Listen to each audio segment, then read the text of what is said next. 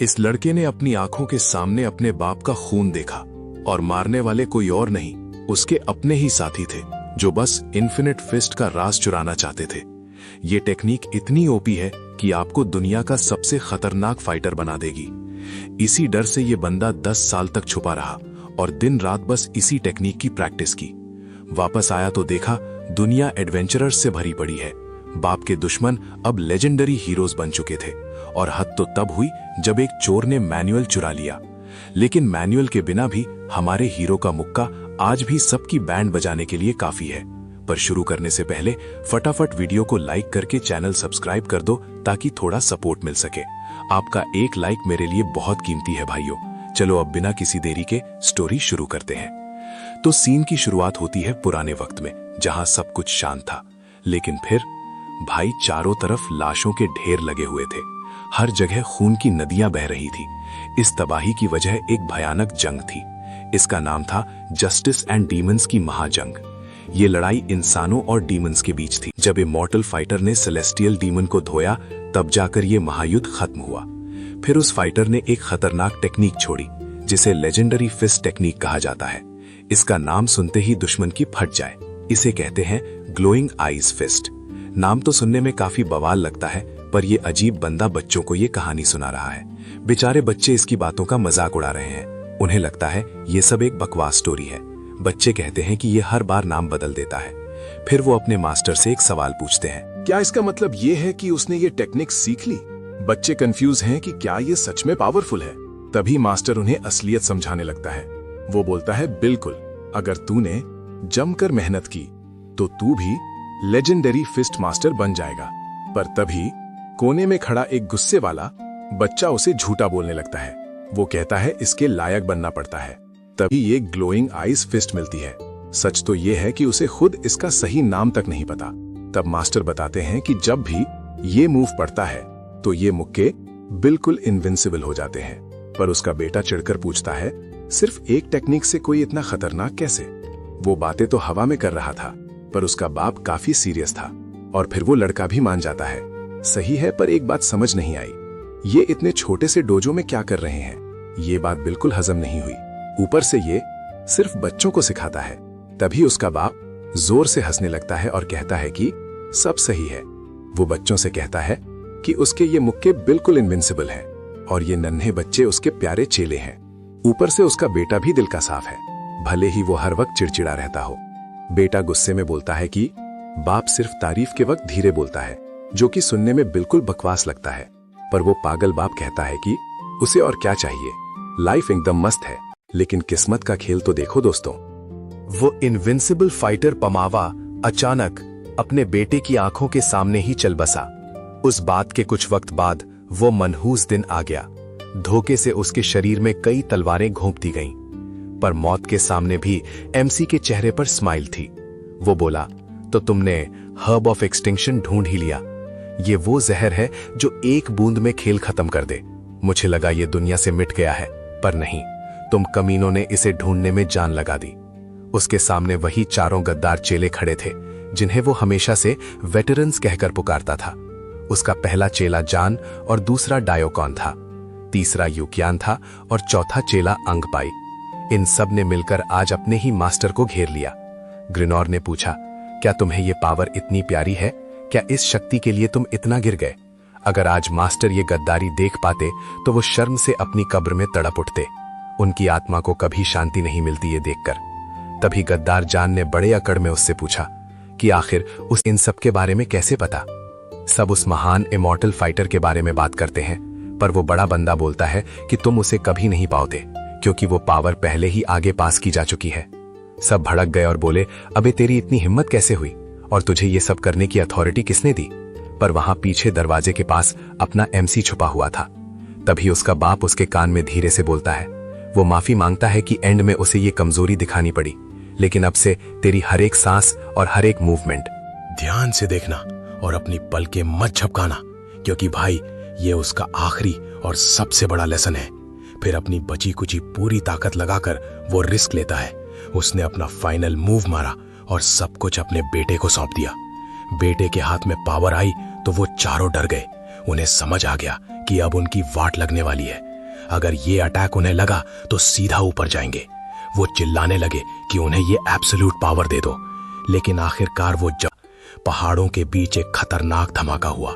इस पावर ने उनका पूरा घर तबाह कर दिया। अब लड़का अपने बाप के बिल्कुल सामने खड़ा था। बेटा रो रो कर अपने बाप से जीने की भीख मांग रहा था, पर बाप ने बोला कि बेटा तुम ही सही थे। मेरा इनविंसिबल होना तो बस एक दिखावा था, ये सब बस एक ब्लफ था। लेकिन लड़का चाहता था कि वो रुक जाए। बेटा बस यही चाहता था कि उसका बाप उसके साथ रहे। मौत के करीब होकर भी बाप ने एक बात पूछी। उसने पूछा, क्या तुमने वो देखा? बेटा, ये तुम्हारी मुट्ठी का दम है जिसने पहाड़ हिला दिया। पूरा पहाड़ बराबर हो गया। और वो बड़े कॉन्फिडेंस से बच्चे को बोलता है कि उसका मुक्का सबसे खतरनाक और अनबीटेबल है। इस सीक्रेट टेक्निक का असली नाम है अनलिमिटेड फिस्ट, जो दुनिया की सबसे सुप्रीम मार्शल आर्ट है। ये टेक्निक दुनिया की हर पावर को एक कर देती है और ये हर यूजर में अलग तरह से जगती है। इसलिए अब से इसका नाम तुम खुद रखना, क्योंकि इस पावर की लेगेसी अब शुरू हो चुकी है। बाप को पूरा भरोसा था कि उसका बेटा इस खतरनाक ताकत को आराम से संभाल लेगा। असल में अपने बेटे और इस सीक्रेट टेक्निक को दुश्मनों से बचाने के लिए उसके बाप ने अपनी जान की कुर्बानी दे दी ताकि ये आर्ट बची रहे। उसने बड़े गर्व से कहा कि जिंगो अपना रास्ता खुद ढूंढे। बाप ने मरते वक्त उसे जिंगन बनने को कहा और जेनिन ने इस सदियों पुरानी लेगेसी का बोझ उस नन्हे से बच्चे के कंधों पर छोड़ दिया। और तभी से यह कहानी एक नया मोड़ लेती है। सीक्रेट मैनुअल कपड़ों में छुपाकर एमसी वहां से निकल गया। उसने उस पुराने घर में कभी मुड़कर नहीं देखा। लेकिन पहाड़ की दूसरी तरफ सीन काफी गर्म था। वो 4 डिसाइपल्स गुस्से में पागल हो रहे थे। उन्हें यकीन नहीं था कि एमसी ने खुद को ब्लास्ट किया। सब हैरान थे उसकी इस खतरनाक कुर्बानी को देखकर। पीछे से एक बोला, सीनियर का थंडर स्टेप ना होता तो गए थे। सीनियर की स्पीड की वजह से ही सबकी जान बची। एक जख्मी बोला, भाई सिर्फ टच होने से इतना तगड़ा डैमेज? तभी उनका लीडर एक खूंखार ऑर्डर देता है, जिनके बेटे और उसके दोस्तों को ढूंढ के खत्म करो। वो चाहता था कि कोई भी दुश्मन जिंदा ना बचे। एक ने हैरानी से पूछा, लेकिन भाई ऐसा क्यों? लीडर ने कहा, मैं दुश्मन की जड़ उखाड़ रहा हूं। सारे चेलों को मारो, एक को भी मत छोड़ो।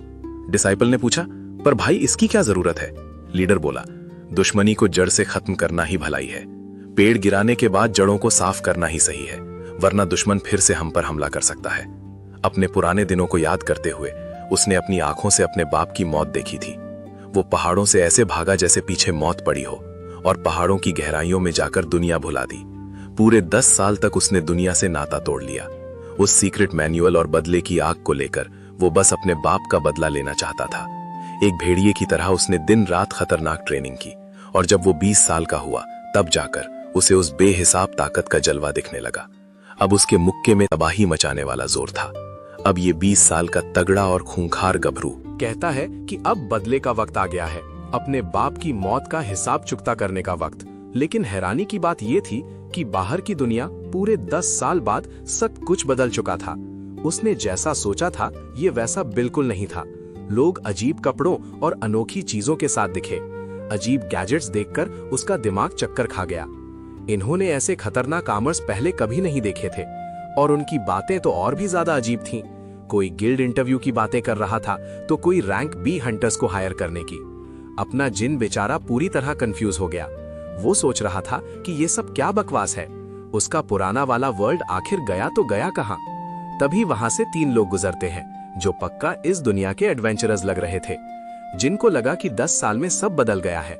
वो सोचने लगा कि क्या आजकल ऐसे कपड़े पहनते हैं। लड़कियों के कपड़े देखकर उसका दिमाग घूम गया और थरकीपन में उसकी नाक से खून निकलने लगा। वो कहता है कि दुनिया शायद थोड़ी बेहतर हो गई है, लेकिन फिर उसे याद आया कि उसे ये सब नहीं जानना। उसे तो बस अपने काम से मतलब था। उसे याद आता है कि ट्रेनिंग विलेज पास ही था। अगर रास्ता सही है तो विलेज इसी तरफ होना चाहिए। लेकिन जैसे ही वो अपनी पुरानी ट्रेनिंग विलेज पहुंचता है तो वहां का नजारा देखकर उसके होश उड़ गए। वो जगह पूरी तरह बदल चुकी थी। वहां ऊंची बिल्डिंग्स और टावर्स थे जो उसने कभी नहीं देखे। वो काफी टेंशन में आ गया और सोचने लगा कि लोग कहते हैं एक डेकेड में पहाड़ बदल जाते हैं, पर यहाँ तो पूरी दुनिया ही पलट गई है। सब कुछ इतना अलग था कि उसे यकीन नहीं हो रहा था। तभी वहां चलते चलते उसे एक बुद्धा आदमी मिलता है। एमसी उसके पास जाकर एक सवाल पूछता है कि क्या वो उससे कुछ पूछ सकता है। वो जानना चाहता था कि इस गांव को आखिर हुआ क्या। बुद्धा हैरान होकर कहता है, क्या मतलब? एमसी कहता है कि यहाँ के कपड़े और माहौल सब बदल गया है, मतलब गांव का हर एक कोना पहले जैसा नहीं रहा। बुद्धा बोलता है कि भाई ये तो बिल्कुल नॉर्मल बात है। वो पूछता है, क्या तुम जिंदगी भर पहाड़ों में थे और क्या तुम्हें दुनिया के बदलने का जरा भी अंदाजा नहीं? भाई इसे पोर्टल इंसिडेंट के बारे में कुछ नहीं पता।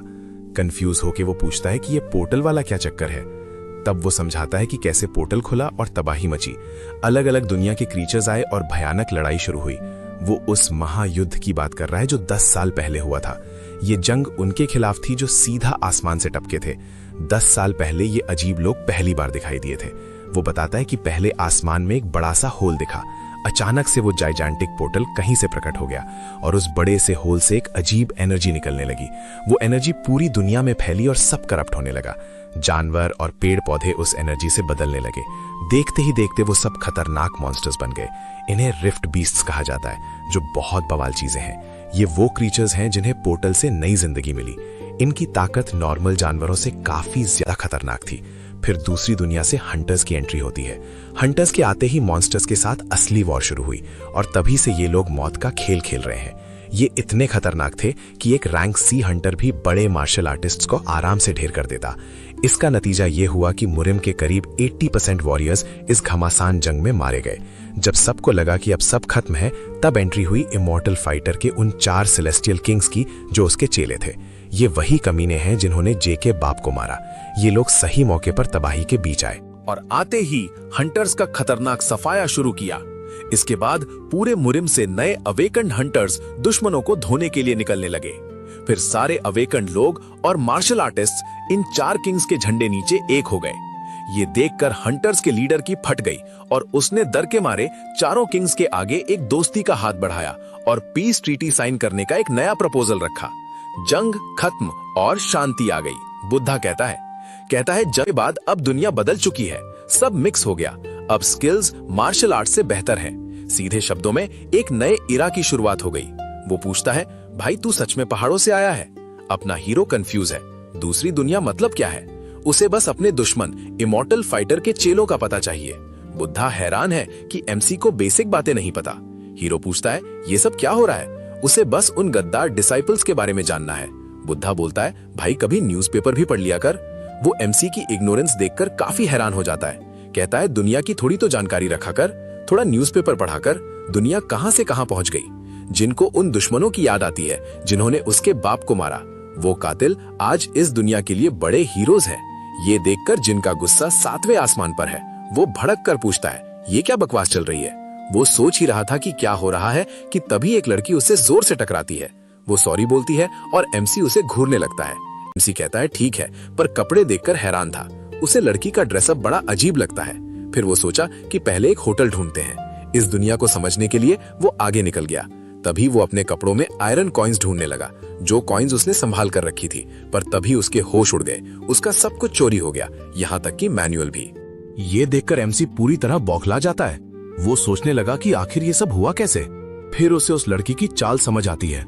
उधर शहर की एक सुनसान गली में वही लड़की मैनुअल लिए मजे से खड़ी थी। वो कहती है कि माल काफी अच्छे से छुपाया था। उसने बड़ी सफाई से एमसी का पॉकेट मार लिया था। सब पूछते हैं क्या ये कोई खानदानी खजाना है, मगर वो इस कचरा किताब को देखकर चिढ़ गई। उसे समझ नहीं आता ये कैसा गंदा कचरा फैला है। ये है एलिस, एक डी रैंक की चालू चोर हंटर। लेकिन तभी एलिस की फट के हाथ में आ गई, क्योंकि ठीक उसके ऊपर हमारा एमसी खड़ा था। एमसी बोला, दूसरों के सामान की इज्जत करना सीखो। ये देखकर एलिस बेचारी बुरी तरह डर जाती है। हमारा हीरो कहता है ये उसकी जान से प्यारी चीज है। ये सुनते ही की हालत और टाइट हो गई। वो हैरान थी कि ये बंदा यहाँ पहुंचा कैसे। एमसी मस्त बोला, बस तेरी एनर्जी फॉलो करके आ गया। एलिस उसे कोई गंदा भिखारी समझ रही थी। भाई ये तो थोड़ा ज्यादा ही इंसल्ट हो गई। वो तो बस उसकी एनर्जी का पीछा कर रहा था, मगर एलिस के लिए वो बस एक गंदा भिखारी था। ये तो काफी बदतमीजी थी। लेकिन फिर भी लड़की उस बेगर से उसकी क्लास पूछती है कहीं तो कोई खतरनाक डार्क मेज तो नहीं। पर बेचारे को तो कुछ पता ही नहीं था। वो पूछता है, ये डार्क मेज क्या चीज होती है? उसे इन सब बातों से कोई लेना देना नहीं था। वो बस चिल होकर अपना मैनुअल वापस मांग रहा था। पर लड़की उल्टा उसे ही ज्ञान पेलने लगती है। कहती है, चिल्लर बचाने के चक्कर में बड़ा नुकसान मत कर। छोटी चीजों के पीछे भागोगे तो बड़ा मौका खो दोगे। लेकिन लड़का पूछता है, इसका मेरी सिचुएशन से क्या लेना देना? चोरी करना गलत है, बस मेरा मैनुअल वापस कर दे। तब लड़की को धीरे धीरे रियलाइज होने लगता है। वो सोचती है, ये बैगर मेरी माना कैसे स्कैन कर रहा है? अगर ये इतनी आसानी से माना पड़ रहा है तो इसका रैंक मुझसे कहीं ज्यादा खतरनाक होगा। ये बंदा तो असली में कोई छुपा हुआ रुस्तम निकला। अब ये लड़की अपनी एक्टिंग शुरू करती है। मासूम बनकर बोलती है कि वो तो बस एक मामूली लड़की है। वो एमसी से माफी मांगती है कि उसने उसे इतना परेशान किया। कहती है, आप तो बहुत बड़े और नेक दिल योद्धा हैं। बोलती है कि वो सब लौटा देगी, बस एक छोटी सी हेल्प चाहिए। बिना शर्म के उससे थोड़ा उधार मांगने लगती है। वो पूछती है, क्या एमसी उसे थोड़ा सोना दे सकता है? पर अपना हीरो पूछता है, ये सोना क्या होता है? लड़की बोलती है, भाई सोना मतलब पैसा, आपको पता ही होगा। उसे लगा था कि एमसी को पैसे की समझ होगी। एमसी कहता है, उसके पास बस लोहे के कुछ सिक्के हैं। लड़की बोलती है, वही दे दो, वो भी चलेगा। और वो गिड़गिड़ाने लगती है कि प्लीज उसकी हेल्प कर दो। फिर अचानक जमीन पर गिरकर रोने का नाटक शुरू। बोलती है, उसके माँ बाप गुजर चुके हैं और उसकी अकेली बहन एक भयानक बीमारी से लड़ रही है। वो दिखाती है कि अगर पैसा नहीं मिला तो सब खत्म। अगर आज दवा के पैसे नहीं मिले तो हालत क्रिटिकल हो जाएगी। इसी वजह से वो ये शर्मनाक काम करने पर मजबूर हुई। वो रोती हुई अपनी मजबूरी का दुखड़ा रोती है। एमसी उससे उसकी बहन की बीमारी के बारे में सवाल करता है। लड़की समझ गई कि एमसी उसकी बातों में फंस चुका है। उसे लगता है कि उसका ये इमोशनल ड्रामा परफेक्ट ट्रैप है। वो बताती है कि गांव में एक खतरनाक बीमारी फैली थी जिसका इलाज किसी के पास नहीं था सिवाय एक हीलर के। शुरुआत में वो हीलर बहुत कम पैसे मांगता था, लेकिन जैसे ही भीड़ बढ़ी उसने रेट आसमान पर पहुंचा दिए। अब दवा की कीमत इतनी है कि कोई खरीद नहीं सकता। वो हीलर अब लोगों की मजबूरी का गंदा फायदा उठा रहा है। वो कहता है कि अगर पैसे नहीं है तो तुम्हें किसी और तरीके से इसकी भारी कीमत चुकानी होगी। उसने गोल्ड की डिमांड इतनी बढ़ा दी कि सब परेशान है। अब गरीब लोगों के पास कोई और रास्ता नहीं बचा। वो साफ बोलता है कि पैसे नहीं तो जिस्म से कीमत चुकाओ। हालत इतनी खराब है कि वो कुछ भी करने को तैयार है। वो इमोशनल कार्ड खेलती है और कहती है इसी वजह से उसे मजबूरन गलत काम करने पड़े। फिर वो एमसी से थोड़ी हेल्प मांगती है, पर एमसी पूछता है कि क्या मेहनत करके पैसे चुकाना ज्यादा सही नहीं होता? गलत रास्ता चुनने की क्या जरूरत थी भाई? लड़की कहती है कि वो मासूम और अकेली है और लोग उसका गलत फायदा उठा सकते हैं। वो देख रही है कि एमसी उसकी बातों में आ गया। एमसी मान जाता है क्योंकि उसे कुछ चेक करना था। ये मौका एमसी के लिए बिल्कुल परफेक्ट था बॉस। वो कहता है, ठीक है, तेरी हालत काफी खराब है तो मैं तेरी ये प्रॉब्लम अभी सॉल्व कर देता हूँ, क्योंकि हर बड़ी मुसीबत में एक मौका छुपा होता है। एमसी फुल टेंशन में हेल्प करने को तैयार हो गया। लड़की बेचारी एकदम कंफ्यूज हो जाती है कि भाई ये अचानक इतना महान कैसे बन गया। अब यहाँ से कहानी में बवाल ट्विस्ट आएगा दोस्तों। वो एलिस को बोलता है कि उसे वहां ले चले। एलिस उसे सीधा उस हीलर के पास ले जाती है। कुछ देर एलिस के साथ चलने के बाद हमारा हीरो पूछता है कि क्या यही वो जगह है? देखने में तो ये बिल्कुल क्लिनिक नहीं लग रहा था। उसे बस वहां से एक अजीब सी एनर्जी फील हुई। फिर भी वो देखना चाहता था कि डॉक्टर कैसा है, लेकिन जैसे ही वो दरवाजे के अंदर घुसा उसे समझ आया कि ये कोई हॉस्पिटल नहीं है। बिना डरे वो बोलता है कि उसे हीलर चाहिए, पर ये लोग तो दूर दूर तक डॉक्टर्स नहीं लग रहे। उसे लगा कि शायद वो गलत पते पे आ गया है। वो अभी वहां से निकलने का सोच ही रहा था, तभी एलिस पीछे से उसे एक जोर की लात मारती है और वहां खड़े होकर जोर जोर से आने लगती है। वो काफी डरी हुई थी कि उसने ये सब जबरदस्ती किया। सब ठीक होता अगर वो उसे थोड़ा सा पैसा दे देता। फिर वो बताने लगती है कि ये महा गिल्ड है, जो कि इस इलाके की सबसे बदनाम ब्लैक मार्केट गिल्ड है और ये पूरी जगह रैंक सी हंटर से भरी पड़ी है। उस बेचारी रुकी हंटर की यहाँ कोई औकात नहीं थी। वो जानती थी कि ये बोलना थोड़ा अजीब है उस बंदे के लिए जो अभी बिकने वाला है, पर वो उनसे रिक्वेस्ट करती है कि प्लीज उसे एमसी की एक अच्छी कीमत दी जाए। फिर महा गिल्ड के गुंडे आगे बढ़ते हैं। वो हमारे हीरो को घूर घूर कर चेक करते हैं। उन्हें लगता है कि एमसी की बॉडी काफी सॉलिड है और मार्केट में इसकी बहुत भारी डिमांड होगी। दूसरा बंदा बोला, खास पसंद वाले लोग इसे तुरंत खरीदेंगे, लेकिन उन्हें क्या पता था कि ये किससे पंगा ले रहे हैं। मास्क बंदा बोलता है कि ये तो पूरा भिखारी लग रहा है। दूसरा कहता है कि स्लेव मार्केट के लिए ये परफेक्ट है, लेकिन तभी जिन हंसने लगता है, जिसे देखकर मास्क वाला हैरान है। वो पूछता है कि क्या तू पागल हो गया है? तुझे इतनी हंसी किस बात की आ रही है? जिन कहता है कि मैं थोड़ा परेशान और कंफ्यूज था। मुझे लगा दुनिया बदल गई, पर तुम जैसे कचरे को देखकर अब मुझे थोड़ा सुकून और रिलीफ मिल रहा है। मास्क बंदा बोला, ओए स्लेव, अपनी औकात मत भूल। वो एमसी पर अटैक करने के लिए आगे बढ़ता है, पर हमारा हीरो फुल गुस्से में फाइट के लिए रेडी है। वो बोलता है कि तुम लोगों पर अपनी पावर टेस्ट करने में मुझे बिल्कुल भी गिल्टी फील नहीं होगा। अब जिन इनका बैंड बजाने के लिए तैयार है। बिना किसी रहम के इनका काम तमाम होगा।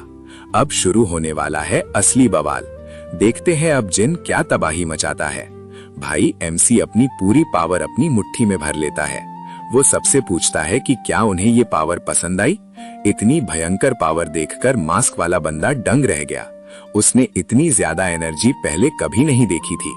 अगले ही पल बिल्डिंग तबाह और आसमान में एक बड़ा छेद हो गया। ये खतरनाक सीन देखकर वो लड़की भी हैरान रह गई। सबकी फट गई कि आखिर ये बवाल हुआ कैसे। और इधर अपना हीरो जमीन पर ढेर पड़ा था, पर सबको लगा ये गिल्ड लीडर की कोई सीक्रेट टेक्निक है। बेचारा लीडर खुद कंफ्यूज है, क्योंकि उसने तो कुछ किया ही नहीं। लोग बड़े जोश में थे कि अटैक कितना फास्ट और पावरफुल था। उन्हें लगा कि बस डंडा उठाते ही इतनी तबाही मच गई। अब लीडर को थोड़ी शर्म आ रही थी ये झूठी तारीफ सुनकर। वो बोलता है, हाँ भाई, ये सब उसी का कांड है। और वो फुल एक्साइटमेंट में जोर जोर से हंसने लगता है। किस बारे में? भाई, ये किसी ने सोचा भी नहीं था। उसे लगता है पावर्स का इतना केयरलेस यूज नहीं करना चाहिए, क्योंकि ये कमजोर बिल्डिंग्स ये तबाही नहीं झेल पाएंगी। इधर जमीन पर पड़ा हमारा हीरो इसे किस्मत का खेल बताता है। उसे याद आता है कि जब वो अपना अटैक मारने वाला था, तब उसे बाहर 2 बच्चे खेलते हुए दिखे थे। उसे पता था अगर बिल्डिंग गिरी तो पूरा एरिया साफ हो जाए और वो मासूम बच्चे भी बेमौत मारे जाते। लेकिन एक बार पंच निकल गया तो उसे रोकना नामुमकिन है। पूरा एरिया खत्म हो जाता और बच्चे भी नहीं बचते। उसे पता था अटैक शुरू होने के बाद पीछे नहीं हट सकते, इसलिए उसने वही किया जो उस वक्त जरूरी था। बेसिकली उसके पास और कोई ऑप्शन बचा ही नहीं था। वो अपना अटैक सीधा ऊपर की तरफ करता है, लेकिन आसमान नहीं, बल्कि निशाना उसकी अपनी खोपड़ी थी। वो खुद पे खतरनाक वार करता है। अपने ही मुंह पर इतना जोर से मारा कि उस पावर से पूरे बिल्डिंग की छत ही उड़ गई। अब एमसी खुद से ही बड़बड़ाए जा है कि भाई ये काफी इंटरेस्टिंग है और लगता है सिर्फ ताकत ही सब कुछ नहीं होती। तभी बाकी लोग पूछते हैं कि ये बड़बड़ा क्यों रहा है। एक बंदा अपने लीडर के पास जाकर बोलता है कि शायद गिल्ड लीडर की पावर देखकर इसका दिमाग फट गया है और ये पागल हो गया। लेकिन लीडर थोड़ा घबरा के बोलता है, अबे जल्दी चल और इसका इलाज कर, क्योंकि कल हमें ऐसे स्लेव मार्केट में मोटे दाम पे बेचना है। अब सीन शिफ्ट होता है स्लेव जेल की तरफ। हीरो को लगता है अगर ऐसे ही चलता रहा तो मासूम लोग मुसीबत में पड़ जाएंगे, इसलिए उसे अपनी पावर कंट्रोल करनी होगी। तभी उसे अपने पीछे कोई महसूस होता है। वो कहता है कि हम अभी ठीक से मिले नहीं। वो अपना नाम जिंग ऑन बताता है और सेल के दूसरी तरफ एलिस खड़ी थी। एमसी को उसका नाम बड़ा अजीब लगता है। वो कहता है, क्या मुझे बेचने के बदले सिर्फ ये सस्ता राइस बॉल ही मिला? भाई, कम से कम थोड़ा मीट तो खिलाती। वो उसकी कंजूसी का मजाक उड़ाता है, कहता है, तेरा दिल तेरे नाम जैसा छोटा है। एलिस बस ठंडी सांस लेती है और उसकी फालतू बातों को झेल रही होती है। उसकी जेनरोसिटी उसके नाम जैसी ही छोटी है। एलिस बेचारी थककर वहाँ से निकलने लगती है। एमसी ने पूछा, क्या ये वही सियोरा है जो खाने के लिए नखरे दिखा रही है? सियोरा भड़क गई और पूछा, तुझे समझ नहीं आ रहा यहाँ क्या हो रहा है? सेक गुस्से में था, इसलिए उसने एमसी को फंसाने का प्लान बनाया। तब एमसी ने पूछा, तो क्या अब मामला पूरी तरह सॉल्व हो गया? सियोरा चिढ़कर बताती है कि उसे पैसों की सख्त जरूरत है। उसने कहा कि उसकी बहन सच में बीमार है, कोई नाटक नहीं। वो कहती है कि इतना सब करने के बाद उसे कोई गिल्ट फील नहीं हो रहा। वो बोली, इस दुनिया में धोखा खाने वाला ही सबसे बड़ा मूर्ख होता है। सियोरा नर्वस होकर बोलने वाली थी, पर एमसी ने उसे बीच में ही रोक दिया। एमसी ने कहा, मुझे लगा सब बदल गया, पर कुछ चीजें कभी नहीं बदलती। लोग चाहे कितने भी बदल जाएं, उनकी फितरत वही पुरानी रहती है। वो कहती है कि सब यही बोलते हैं, पर असलियत कुछ और ही है। उसके हिसाब से धोखा खाना ही सबसे बड़ी बेवकूफी है। सहमा नर्वस थी, पर तभी हमारा एमसी उसे बीच में ही टोक देता है। एमसी बोला, मुझे लगा दुनिया बदल गई होगी, पर सब पहले जैसा ही है। कुछ पुरानी यादें और तरीके हमेशा एक जैसे ही रहते हैं। और फिर अचानक से सीन पूरी तरह पलट गया। एमसी बोलता है कि अब तुम जाओ और जाकर अपनी बहन का इलाज करवाओ। ये सुनकर लड़की थोड़ी कंफ्यूज हो जाती है। वो कहता है कि इतना गिल्ट मत पालो, क्योंकि मदद करने का फैसला मेरा खुद का था। मैंने खुद आगे बढ़कर तुम्हारी हेल्प की थी। बस ये ध्यान रखो कि तुम्हारी बहन ठीक हो जाए। ये सुनकर वो काफी हैरान रह जाती है। एमसी कहता है कि अपनी फैमिली को ना बचा पाने से बड़ा कोई और अफसोस नहीं होता इस दुनिया में। कि रोते हुए पूछती है कि अबे ओ भिखारी, तुझे मेरी फिक्र कब से होने लगी? एमसी बोलता है कि हेल्प करने के बाद भी तुम इतनी कड़वी बातें कैसे कर लेती हो? फिर वो बोलता है कि अगर इतना ही बुरा लग रहा है तो मेरे लिए एक छोटा सा काम कर दो, और वो उसे एक फेवर मांगने लगता है। वो लड़की उसकी बुक रखने को तैयार हो जाती है, क्योंकि एमसी जल्द ही अपनी बुक वापस लेने आएगा। वो कहती है कि मैं ये बुक रख तो लूंगी, लेकिन इसमें से बहुत गंदी बदबू आ रही है, इसलिए मैं इसे ज्यादा देर तक नहीं रखने वाली, तो बेटा जल्दी वापस आना। और अब अगले दिन अगली सुबह गार्ड्स दिन को लेकर निकल पड़ते हैं। उसे बेचने के लिए स्लेव मार्केट ले जाया जा रहा है। रास्ते में गार्ड्स बोलते हैं, ये जंगल बड़ा डरावना है। दिन के उजाले में भी यहाँ पूरा सन्नाटा है, क्योंकि ये जगह बिल्कुल सुनसान इलाके में थी। तभी दूसरा गार्ड बोलता है कि क्या तू पागल है? ये सब हंटर्स एसोसिएशन से बचने के लिए है। वो लोग छुपकर स्लेव्स का धंधा कर रहे थे। ये सब इल्लीगल है और अगर पकड़े गए तो भाई सबका कल्याण हो जाएगा और गेम खत्म। लेकिन गार्ड को फिर भी ये जगह खतरनाक लगती है। बी रैंक मॉन्स्टर्स के आगे कितनी भी हेल्थ कमी पड़ेगी, इतनी पावर थी कि बचने का कोई चांस ही नहीं था। फाइनली वो लोग पहुंचे और गार्ड ने जेल वाली गाड़ी ठोकी, चिल्लाया, बिना नौटंकी किए फटाफट बाहर निकलो सबको बाहर निकालकर गार्ड सीधा मर्चेंट से मिला। बताया कि गिल्ड ने इस बार बड़ा सॉलिड माल भेजा है, एकदम तगड़ा और पावरफुल बंदा आया है इस बार। ये सुनकर वो अजीब सा स्लेव ट्रेडर खुश हो गया। पूछा, क्या सच में इतना खतरनाक बंदा है? वो नए स्लेव को देखने के लिए बेचैन हो रहा था। गार्ड ने सबको अंदर धकेला और वार्निंग दी। बोला, ज्यादा हीरो बने तो टांगे तोड़ दूंगा सबकी। ऑक्शन से पहले सब स्लेव्स को जमकर खाना खिलाया गया ताकि ऑक्शन के बीच कोई चक्कर खाकर ना गिर जाए। फिर उन्हें नहला धुलाकर एकदम चमका दिया गया, क्योंकि गंदे बाल देखकर बायर का मूड ऑफ हो जाता है। ऑक्शन में उन्हें एकदम टिप टॉप दिखना जरूरी था। बाल वाल साफ किए ताकि बायर का एपेटाइट बना रहे, क्योंकि गंदे दिखने वाले स्लेव्स कोई नहीं खरीदता। अब ये गंदा था तो इसे मस्त नहला रहे हैं, क्योंकि भाई बिकने वाले माल से खुशबू आनी चाहिए। एमसी ने सोचा कि 10 साल की गंदगी साफ हो गई। वो बोलता है कि शायद स्लेव बनना इतना बुरा नहीं। तभी एक बुद्धा पास आकर उससे सवाल पूछता है कि भाई बिकने वाला बंदा मुस्कुरा क्यों रहा है? जैसे ही एमसी ने देखा, वो वही पुराना बुद्धा निकला। बुद्धा बोला कि लगता है किस्मत हमें मिलाना चाहती है। ये दोनों यहाँ एक बार फिर से मिल गए। जी ने पूछा, तू तो वो गली वाला सेलर था ना? बुद्धे ने कहा कि वो तो बस उसका एक काम था। वो बताता है कि ये सब किस्मत का खेल है। जी को लगा था कि वो सिर्फ एक मामूली सेलर है, पर बुद्धा बोला कि वो उसका बस एक छोटा धंधा था। अब वो बाथ हाउस में एक अटेंडेंट का काम कर रहा और अब ये बुद्धा ही इसकी देखभाल करेगा। भाई अब सीन काफी बदलने वाला है। इसको सब सीपीएसयू बोलते हैं, क्योंकि ये एक साथ 10 अलग अलग काम करता है, तो एमसी भी इसे अब सीपीएसयू ही कहेगा। हमारा हीरो अपना नाम जिंग ऑन बताता है, पर बुद्धा कहता है कि इसका नसीब खराब है। एमसी हैरान है कि भाई बुरा क्यों? उसे लगा खाना और नहाना मिल रहा तो सब सही है।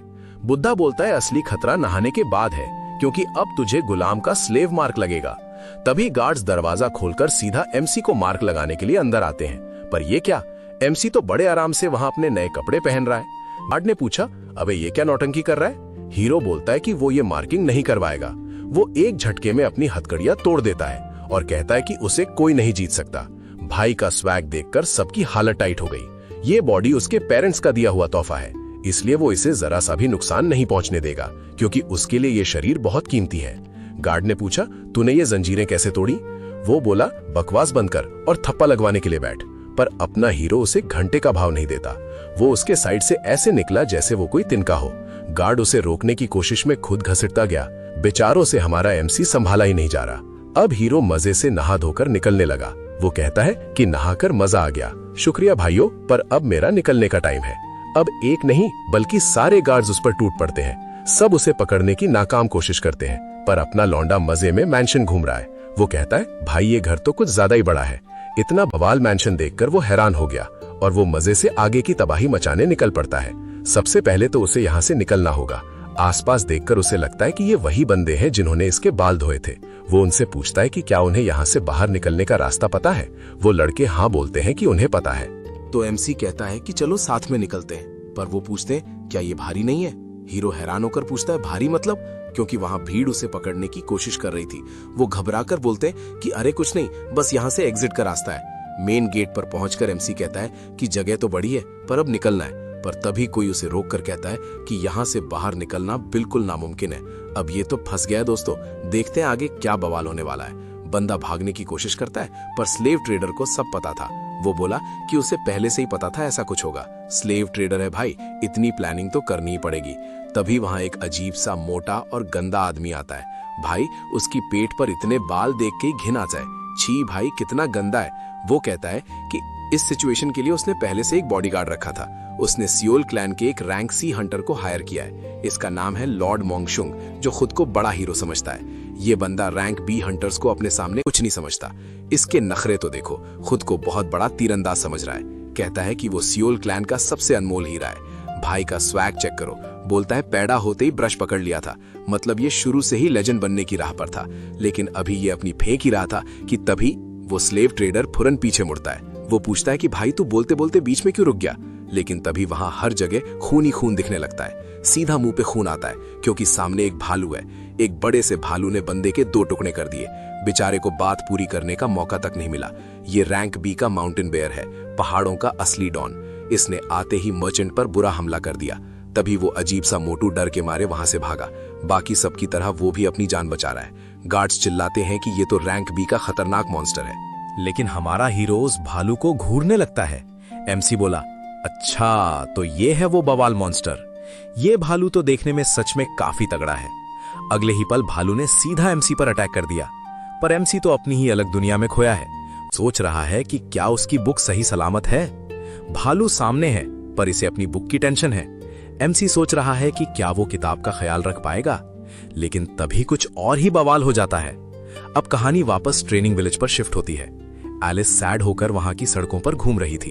वो बेचारी बहुत दुखी थी क्योंकि उसने आज ही दवाई लाने का वादा किया था, पर अब उसे ये सब नामुमकिन लग रहा था। तभी अचानक ऊपर से हमारा हीरो प्रकट होता है। वो पूछता है कि क्या उसकी बुक सेफ है।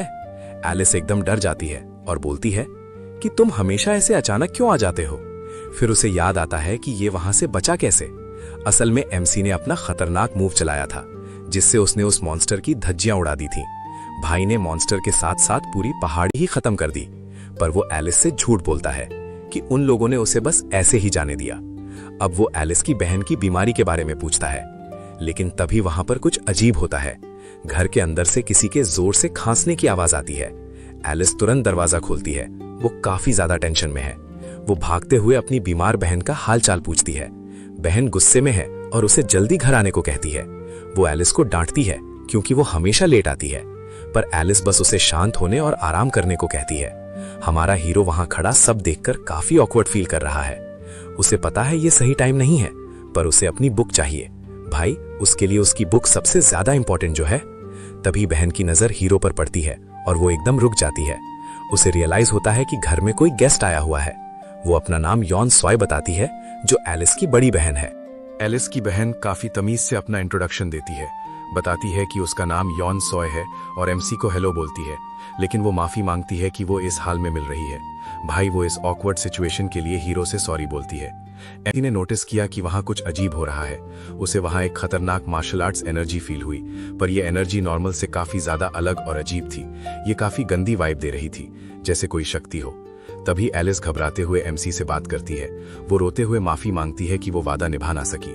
एलिस बुरी तरह टूट चुकी थी क्योंकि वो हार गई। उसने बताया कि वो गुंडे सब कुछ लूट कर ले गए, इलाज के पैसे और वो खास बुक भी छीन ली। वही बुक जिसे एमसी ने संभालने को कहा था। महाराज के उन कमीनों ने सब कुछ तबाह कर दिया। एलिस बताती है कि उस दिन उस गैंग के बॉस ने क्या किया। बॉस ने कहा कि पिछली दवाई की कीमत 500 गोल्ड थी। उस दवाई का खर्चा 500 गोल्ड कॉइन्स बताया गया था, पर अब इंटरेस्ट मिलाकर टोटल 1300 गोल्ड मांग रहे हैं। ऊपर से 700 गोल्ड की फालतू प्रोसेसिंग फीस भी थोप दी। इन सब लूट मार के बाद कुछ नहीं बचा। सब कट पिट के बेचारी के पास सिर्फ 30 कॉइन्स बचे। ये पकड़ तेरा सोना और ये रहा तेरा हिस्सा। पर एलिस गुस्से में उसे धोखेबाज कहने लगती है। वो कहती है कि कम से कम मेरा सामान वापस कर दो, पर वो पलट कर बोलता है, ये सामान तेरा कैसे हुआ जब इसका मालिक ही अब मेरा गुलाम बन चुका है। वो उससे पूछता है कि क्या मैं तुझे बेवकूफ लगता हूँ। सारे लोग उस पर हंसकर उसका मजाक उड़ाते हैं। ये देखकर लड़की का खून खौल उठता है। तभी वो हरामी बंदा उसके पेट पर लात मारता है और बोलता है, क्या उस गुलाम ने तुझे बताया नहीं था कि इस दुनिया का रूल है, या तो मारो या मर जाओ। अगर खुद नहीं बिकना चाहती तो अभी कट ले यहाँ से, वरना तेरा भी सौदा कर दूंगा। बहुत पैसे मिलेंगे, समझी बेवकूफ, यहाँ सिर्फ ताकत चलती है। चुपचाप निकल यहाँ से, वरना अगली बारी तेरी ही है। या फिर शायद तू खुद ही बिकना चाहती है, क्योंकि तेरे जैसे चेहरे के बहुत अच्छे पैसे मिल जाएंगे। इसका भारी हर्जाना भरना पड़ा, जिससे वो पूरी तरह टूट गई। अब वापस आते हैं प्रेजेंट में।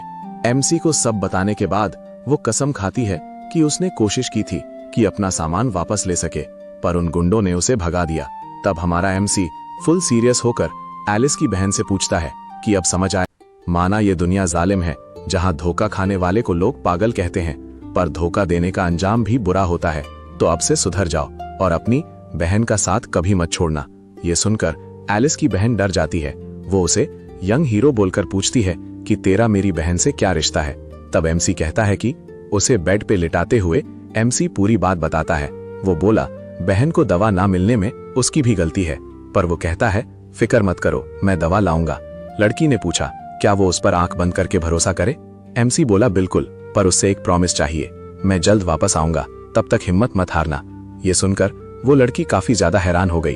फिर एमसी ने पलटकर एलिस को आवाज लगाई। एलिस ने पूछा, कहाँ? एमसी बोला, पैसा और बुक लेने। भाई, अब एमसी अपना पूरा हिसाब बराबर करेगा। वो चाहता था कि लड़की बीमारी से हार ना माने। फिर एमसी पलटा और एलिस को निकलने के लिए बुलाया। एलिस ने पूछा कहाँ? एमसी बोला पैसा और बुक लेने। वो बोला कि वो अपना हक वापस लेकर रहेगा। वो अपना सारा पैसा और बुक लेने निकल पड़ा। कुछ देर बाद वो एक खास जगह पहुंचते हैं।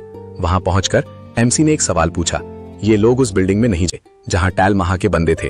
वो तो बस दिखावा था, असली खेल तो अब शुरू होगा। लड़की बताती है कि ये उनके असली हेडक्वार्टर्स का पिछला दरवाजा है। ये है इन गुंडों का असली अड्डा जहां ये लोग छुपते हैं। दिन में तो ये शरीफ बनते हैं, पर रात का सीन अलग है। रात में ये जगह ब्लैक मार्केट का सबसे बड़ा बेटिंग हब बन जाती है। पूरे मार्केट में सट्टेबाजी के लिए ये जगह सबसे ज्यादा फेमस है। फिर वो एमसी को एक मास्क देती है। एमसी पूछता है, भाई ये क्या है? लड़की कहती है कि चुपचाप घुसना है तो चेहरा छुपाना पड़ेगा। आइडेंटिटी छुपाने के लिए ये मास्क पहनना बहुत जरूरी है। वो बताती है कि यहाँ हर तरह का जुआ और बैटिंग होती है। यहाँ लोग हर छोटी बड़ी चीज पर अपना पैसा लगाते हैं। लेकिन यहाँ का सबसे खतरनाक और मेन इवेंट कुछ और ही है। वो है स्लैप फाइट, यानी थप्पड़ों की असली जंग। एमसी हैरान होकर पूछता है, क्या सच में थप्पड़ मारने पर पैसे लगते हैं? भाई यहाँ तो एक दूसरे का मुंह लाल करने का मेला लगा है। तभी दूसरी साइड से एक बुद्धा बंदा एंटर मारता है। वो कहता है कि ये कोई मजाक नहीं है, ये पूरी जगह इसी तरह के गेम्स पर चलती है। यहाँ का सिस्टम ही इन्हीं खेलों पर टिका हुआ। जिन उसे देखकर पूछता है, अबे तू कौन है? ये अजीब कपड़ों वाला बंदा कहता है कि मैंने कॉरिडोर से एक जानी पहचानी आवाज सुनी थी। उसे पता था कि ये जिन ही है। दोनों फिर मिल गए और ये बुद्धू कहता है कि तीसरी बार मिलना तो किस्मत का खेल है। वो जिन को ड्रिंक ऑफर करता है, पर एमसी जिन को इस अजीब बुद्धे से बड़ी चिढ़ हो रही है। उसके कार्टून्स जैसे कपड़े देखकर जिन परेशान हो गया। जिन कहता है कि अगर ये किस्मत है तो भाई तेरी किस्मत ही खराब है। वो बस इसलिए पूछ रहा है क्योंकि उसे कुछ खास पता नहीं है, लेकिन सीन सेट है। एमसी सोच रहा है कि क्या लड़के लड़कियों के कपड़ों में अब कोई फर्क नहीं रह गया, पर लड़की का गुस्सा देखकर वो समझ गया कि भाई दोनों के बीच अब भी एक लाइन है। बुद्धा शर्माते हुए बताता है कि आजकल ढंग की जॉब मिलना बहुत बड़ा हेडेक है। फिर वो उसे एक अजीब सा मुकाबला दिखाता है जहां दो लोग एक दूसरे को थप्पड़ मार रहे थे।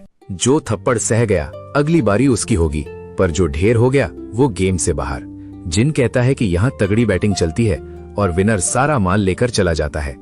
दो बंदे टेबल के पास खड़े होकर एक दूसरे पर थप्पड़ों की बारिश कर रहे हैं। जो टिका रहा वो किंग और जो फिसल गया उसका खेल वहीं खत्म, जैसा तुम देख रहे हो।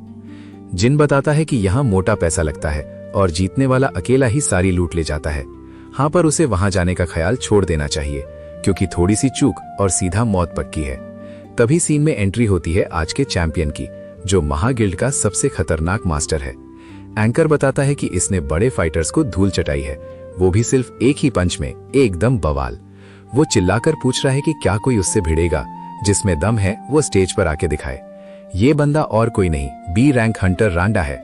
हमारा हीरो उसे देखते ही तुरंत पहचान लेता है, क्योंकि इसी के पास हीरो की वो कीमती किताब है। हीरो समझ गया कि अब यहाँ बेट लगानी पड़ेगी, लेकिन एंट्री के लिए तो भी मोटा पैसा चाहिए। वो लड़की से पूछता है कि क्या कोई जुगाड़ हो सकता है, क्योंकि बिना पैसों के एंट्री मिलना तो नामुमकिन है। अब बेट लगाने के लिए उसे रोकड़ा चाहिए था, और उसके पास तो फिलहाल एक फूटी कौड़ी भी नहीं थी। तो वो लड़की से पूछता है कि क्या उसके पास पैसे हैं। पैसे चाहिए, पर उसे पता है कि उसके पास कुछ नहीं है। अब वो उस बुद्धे की तरफ मुड़ता है जो काफी डर गया है। एमसी पूछता है, क्यों बुजुर्ग, मैंने पहले नहीं कहा था। वो कहता है कि अब असली लुटेरा कौन लग रहा है। बुद्धा डर के मारे उल्टी पल्टी बातें करने लगता है। बुद्धा बोलता है, ये तो एक जूनियर की मदद मांगने वाली आंखें हैं। एमसी हैरान है कि क्या सच्ची ये मदद मांगने वाली आंखें हैं। बुद्धा उदास होकर कहता है कि वो तो बस एक हेल्प है, वो तो बस एक ब्राइट फ्यूचर वाले बच्चे को सपोर्ट कर रहा है। हमारा डीमन बॉय भी बोलता है, हाँ भाई बिल्कुल सही। अब सीन वापस स्टेज पर आता है जहां सब ढेर पड़े हैं। गिल्ड लीडर चिल्लाकर बोलता है, जिसे लड़ना है मैदान में आओ, जो भी दुम दिखाना चाहता है उसका स्वागत है। फाइट अब और भी खतरनाक होने वाली है दोस्तों। सबको हराने के बाद लीडर का स्वैग अलग ही है। वो सबको ओपन चैलेंज दे रहा है कि कोई है जो टिक सके। अगर तुम में दम है तो आगे बढ़ो और लड़ो। कॉन्फिडेंस के साथ अपना टैलेंट दिखाओ और बताओ तुम क्या चीज हो, क्योंकि उसे सिर्फ हिम्मत और जज्बे वाले लोग ही पसंद है, जो जीतने के लिए किसी भी हद तक जा सकते हो। तभी हमारा हीरो एंट्री मारता है और पैसों की थैली फेंकता है। वो पूछता है कि क्या मैं भी इस खेल में आ सकता हूँ। शर्त तो पैसों की ही है ना, तो ये लो पूरी बाजी। उसने अपना सारा पैसा एक झटके में दांव पर लगा दिया। बॉस उसे देखकर पूछता है, तू वही स्लेव है ना। एमसी उल्टा उससे अपनी किताब के बारे में सवाल करता है। लीडर जोर जोर से हंसने लगता है कि ये कचरा यहाँ कैसे पहुंचा। उसे यकीन नहीं था कि एक स्लेव यहाँ तक आ सकता है। गिल्ड मास्टर उसे पहला मौका देते हुए कहता है, जितनी ताकत है मुझ पे आजमा ले, क्योंकि फिर तेरी बारी नहीं आएगी। वो खुलेआम उसे जान से मारने की धमकी देता है। गिल्ड मास्टर ने कहा, पहले तू वार कर, पूरी जान लगा दे। वो बोला कि एक बार तू मार ले, फिर तेरा काम तमाम। बॉस को लगा वो उसे एक झटके में ढेर कर देगा, और तभी एमसी ने अपना असली खतरनाक रूप दिखाया। लोग हंस रहे हैं, पर यह बंदा फिर सब हारने को तैयार है। ये बेसिकली अपनी मनी और बॉडी दोनों दांव पे लगा रहा है, सब कुछ फिर से गंवाने के लिए। पर उन्हें असलियत नहीं पता। जिंगॉन तो असल में एक सही रास्ता ढूंढ रहा था। उसे पता था कि उसकी खतरनाक पावर मासूमों को चोट पहुंचाएगी, इसीलिए वो कोई सल्यूशन ढूंढ रहा था। पावर को रोकने का नहीं, बल्कि उसे कंट्रोल करने का तरीका। कहते हैं पंच जितना परफेक्ट, तबाही उतनी ही खतरनाक। अगर वो पहले की तरह मारता तो सब चिथड़े उठ जाते। इसीलिए उसने सोचा क्यों ना कुछ उल्टा किया जाए। तब उसने अपनी नई टेक्निक निकाली, द स्लैप, और भाई सिर्फ एक थप्पड़ में लीडर का भूत उतार दिया। उसका शरीर सीधा जमीन के अंदर धंस गया। ये देखकर एलिस और बुद्धा दंग रह गए। एक हल्के से थप्पड़ ने लीडर की बैंड बजा दी। उसका शरीर तटामे के अंदर घुस गया था। ये नजारा देखकर सबके होश उड़ गए। एलिस और वो बुद्धा तो बस देखते ही रह गए। सब हैरान रह गए कि ये उसने कैसे किया, वो भी सिर्फ एक थप्पड़ से। पर एमसी बोला, नहीं, ये मेरी स्पेशल फ्रैगमेंटेड फिस्ट टेक्निक है, जिसमें एक साथ बहुत सारी एनर्जी रिलीज होती है। इस बवाल मूव का नाम है ग्रेट कित्सो फिस्ट। पर बाकी सबके लिए ये बस थप्पड़ था। फिर वो अनाउंसर के पास प्राइज मनी लेने गया। वो पूछता है कि उसने कितने पैसे जीते हैं। जब वो पैसे ले रहा था, तभी वहां कुछ गुंडे होडिन पर हमला कर देते हैं। वो चिल्लाए, इसको बचकर निकलने मत देना। लेकिन हमारे हीरो को तो बस अपना सामान चाहिए। उसे पता था कि उसका नया मूव सब पर चलेगा, इसलिए उसने वहां सबकी धुनाई शुरू कर दी। एमसी को बस अपना बैग वापस चाहिए था। उसने सब पर वही खतरनाक टेक्निक ट्राई की। फिर क्या, उसने वहां सबको कूट डाला। सबकी पिटाई करके उसने रियलाइज किया कि कुछ बार इस मूव को यूज करने के बाद एमसी धीरे धीरे समझ रहा है कि यह अटैक कैसे काम करता है। वहां से निकलते वक्त वो उनसे सवाल करता है कि क्या सारा सामान ले लिया। दोनों हाँ बोल देते हैं।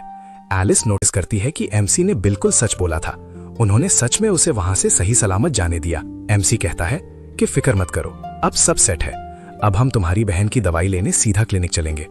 फिर उसी रात वो एक बहुत बड़ी क्लिनिक पहुंचते हैं। एमसी देखकर हैरान था कि ये क्लिनिक कितनी बवाल है। एलिस खुशी से झूम उठती है कि फाइनली हम पहुंच गए। वो एमसी को दिल से थैंक यू बोलती है। तभी बुद्धा कहता है कि मुझे हमेशा से तुम्हारी नीयत पर पूरा भरोसा था।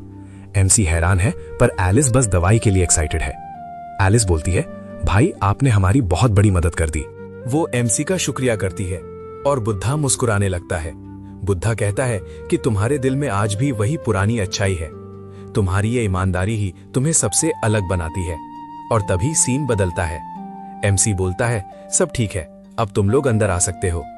पर जैसे ही वो अंदर जाते हैं, लड़के को गंदी स्मेल आती है। उसे याद आता है कि बचपन में उसका बाप कितनी गंदी बदबू में नहाता था। बदबू इतनी खतरनाक थी कि एमसी की हर बार उल्टी निकल जाती थी। बुद्धा कहता था कि एक असली मर्द को ये सब सहना चाहिए, लेकिन ज्ञान देने के तुरंत बाद वो बुद्धा खुद उल्टी करने लगा। लड़का कंफ्यूज था कि ये कैसी गंदी जगह है और इतनी बदबू क्यों है। तब बाप पूछता है, क्या तुझे पता है मेरा सबसे बड़ा रिग्रेट क्या है? एक मार्शल आर्टिस्ट के नाते उसे किस बात का सबसे ज्यादा पछतावा है? हीरो हैरानी से पूछता है कि आखिर वो बात क्या थी, और वो बताने लगता है कि इस चीज की वजह से गंदा चेहरो, वो पॉइजन प्रूफ बॉडी बनाने में फेल हो गया। हर तरह के जहर से बचना उसके लिए मुश्किल था। शायद उसकी नाक दूसरों से ज्यादा ही तेज थी।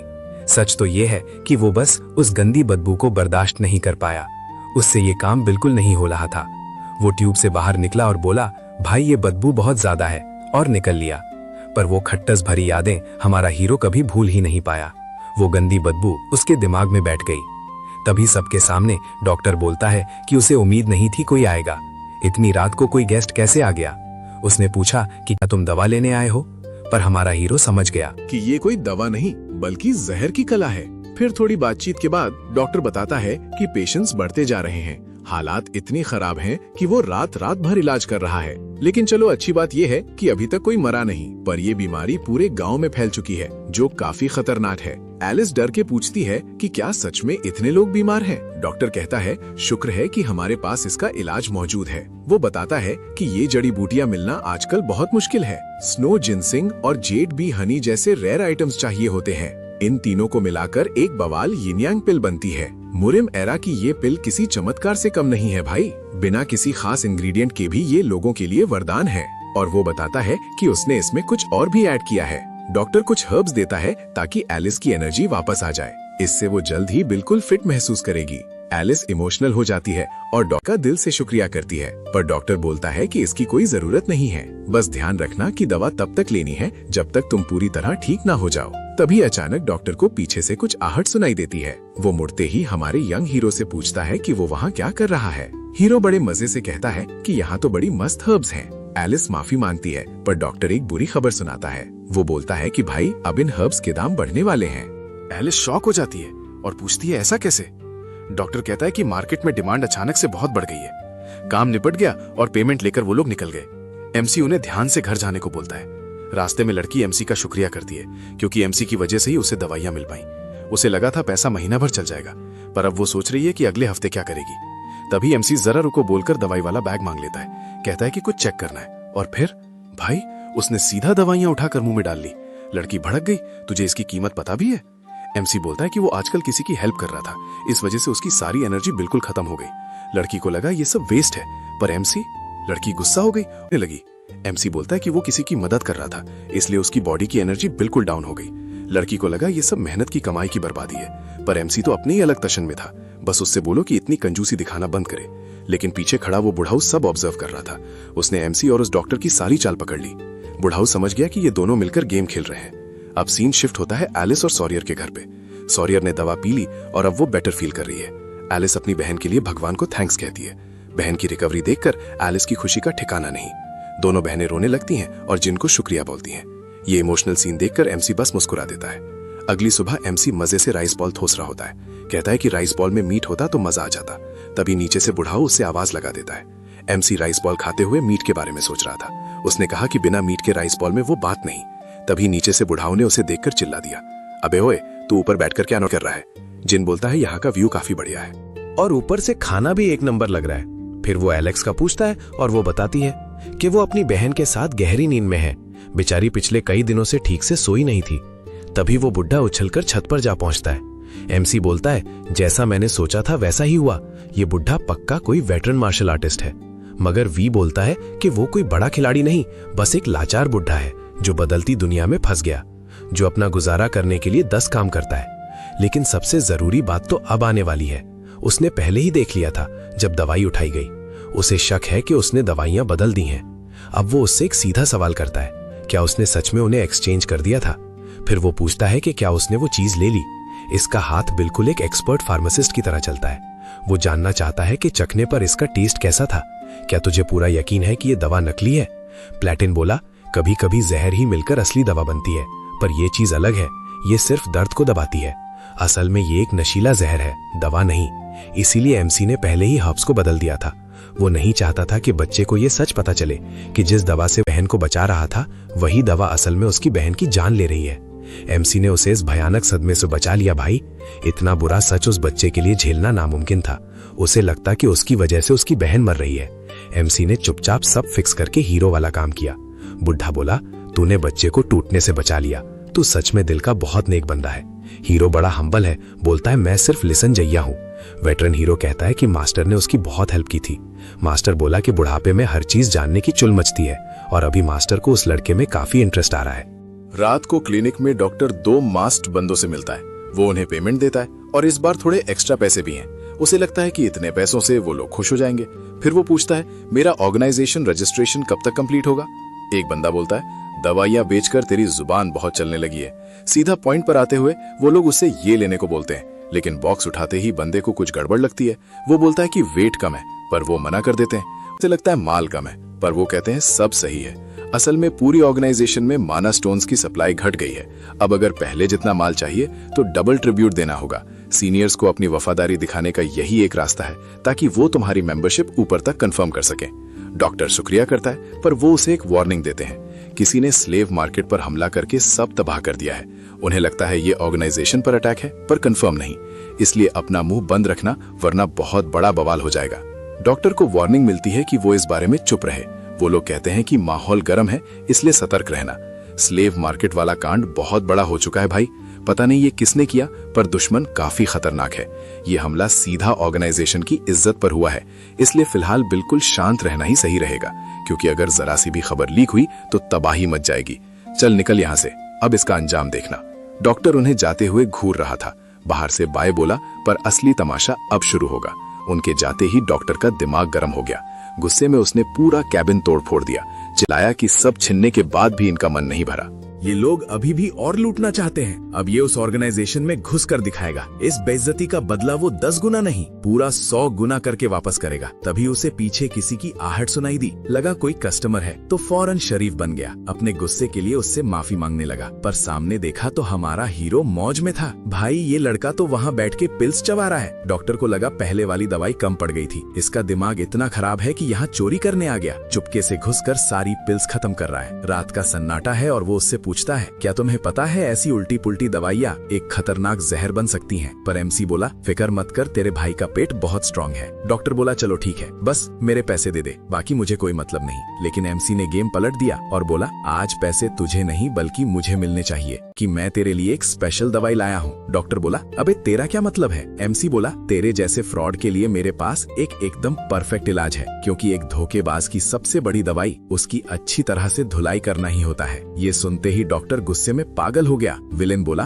कभी कभार अंधा होना ही एक ब्लेसिंग है। फिर उसने 3 नीडल से हमारे हीरो पर अटैक कर दिया। वो बोला, जान बचानी है तो अपना मुंह बंद रख। ये उस एपोथेकेरी की जहरीली नीडल्स वाली स्पेशल टेक्निक थी, पर एमसी ने बस शांति से उन नीडल्स को आते देखा। ये नीडल्स बिना टारगेट को हिट किए रुकती नहीं थी। टेक्निक तो खतरनाक थी, पर हमारा एमसी प्रो प्लेयर है। भाई एमसी ने सारी नीडल्स हवा में ही लपक ली। ये देखकर तो डॉक्टर के होश ही उड़ गए। वो सोचने लगा कि खाली हाथ ये कैसे मुमकिन है। एमसी की स्पीड उसकी नजरों से भी ज्यादा फास्ट थी। अगले ही पल हमारा हीरो उसके एकदम सामने खड़ा था। एमसी ने एक भयंकर पंच उसके मुंह पे जड़ा। डॉक्टर इतनी जोर से उड़ा कि सीधा घर के बाहर। बेचारा आंगन में जाके मुंह के बल गिरा। एमसी ने एक ही झटके में उसका घमंड तोड़ दिया। डॉक्टर अब वहीं जमीन पर ढेर हो चुका था। एमसी ने दिखा दिया कि असली बाप कौन है। इतना दर्द, वो हैरान है कि एमसी ने उसे, वो शौक है कि यहाँ इतना तगड़ा बंदा कहां से आया। इतने खतरनाक बंदे का इस जगह होना नामुमकिन लग रहा है। एमसी पूछता है, क्या तू जान बचाने वाली सुइयां कत्ल के लिए चलाता है? जो नीडल्स इलाज के लिए हैं उनसे तू लोगों को मार रहा है। एमसी समझ गया कि इन नीडल्स में पावर कम पर टेक्निक बवाल थी। पावर भले ही कम हो पर निशाना एकदम सटीक था। फोर्स वीक थी लेकिन मूव्स काफी शातिर और तेज थे। वो सोच रहा है, क्या यही वो सीक्रेट स्किल है? मानना पड़ेगा, ये ट्रिक तो काफी ज्यादा इंटरेस्टिंग है। एमसी बोलता है, लगता है तुझे थोड़ी तमीज सिखानी पड़ेगी। इस डॉक्टर को अब सबक सिखाना जरूरी हो गया है। डॉक्टर तुरंत उसकी ऑर्गेनाइजेशन के बारे में पूछने लगता है। वो जानना चाहता है कि एमसी आखिर किस गैंग का बंदा है। एमसी कहता है, या तो तमीज से बोल या मुंह बंद रख। एमसी ने साफ बोल दिया कि फालतू की बातें बंद करो, सीधा मुद्दे पर आ, या फिर अपनी इज्जत अपने पास रख। पर डॉक्टर को कोई भी जवाब मिलने वाला नहीं है, क्योंकि एमसी ने उसे भावना देने का मन बना लिया है। सब कुछ बस 1-2 पल में ही हो गया। डॉक्टर को लगा कि इसकी स्पीड बवाल है, ना कोई प्रेजेंस और मेडिकल नॉलेज भी कमाल की। डॉक्टर को लगा शायद एमसी कोई असासिन क्लास है, पर उसे कोई वेपन या डैगर नहीं दिखा। डॉक्टर ने पूछा, क्या तू कोई फाइटर है? जिन बोला, पता नहीं फाइटर क्या होता है, मैं तो बस जिन्वू हूँ। डॉक्टर हैरान था, उसे लगा ये बी रैंक है या उससे खतरनाक। पर उसने सोचा कि एमसी सिर्फ एक फाइटर है। डॉक्टर ने अपनी जहर वाली सारी पावर्स एक्टिवेट कर ली।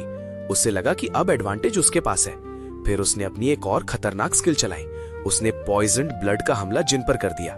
सारा जहर एमसी की तरफ फेंक दिया, सीधा जिन के ऊपर अटैक कर दिया। तभी हमारा एमसी उससे एक सवाल पूछता है, अबे ये क्या चीज है? इसकी स्मेल तो बहुत गंदी है। और अचानक वो उस धुएं के बीच खांसने लगता है। डॉक्टर कहता है कि सब कहते हैं बॉक्सर की ताकत उसकी आंखों और सांस लेने में छुपी होती है। इसका मतलब अगर बॉक्सर अंधा हो जाए या सांस ना ले पाए तो वो बस एक पंचिंग बैग बनकर रह जाता है। डॉक्टर धुएं से निकलकर सीधा एमसी पर अटैक करता है। कहता है कि एमसी उसकी नई स्किल का पहला शिकार बनेगा। इस खतरनाक टेक्निक का नाम है पॉइजन वॉर्टेक्स। वो काफी एक्साइटेड है। उसे लगता है गेम ओवर हो गया, क्योंकि वो एक बॉक्सर से कहीं ज्यादा पावरफुल है। लेकिन तभी एमसी बोलता है कि थोड़ा सब्र कर, क्योंकि अब वो भी उसे एक चीज दिखाने वाला है। एमसी कहता है कि अब मेरी बारी है जलवा दिखाने की। चल अब देख मैं तेरे साथ क्या करता हूँ। अब तू तैयार हो जा असली कबाही देखने के लिए। हीरो मजे लेते हुए डॉक्टर से पूछता है, भाई बता कैसी लगी मेरी ये नई पावर?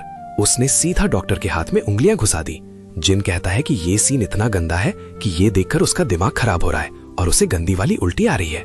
डॉक्टर हाथ छुड़ाकर हैरानी से पूछता है, ये उंगलियों का क्या चक्कर है भाई? क्या ये किसी फाइटर की कोई सीक्रेट एबिलिटी है?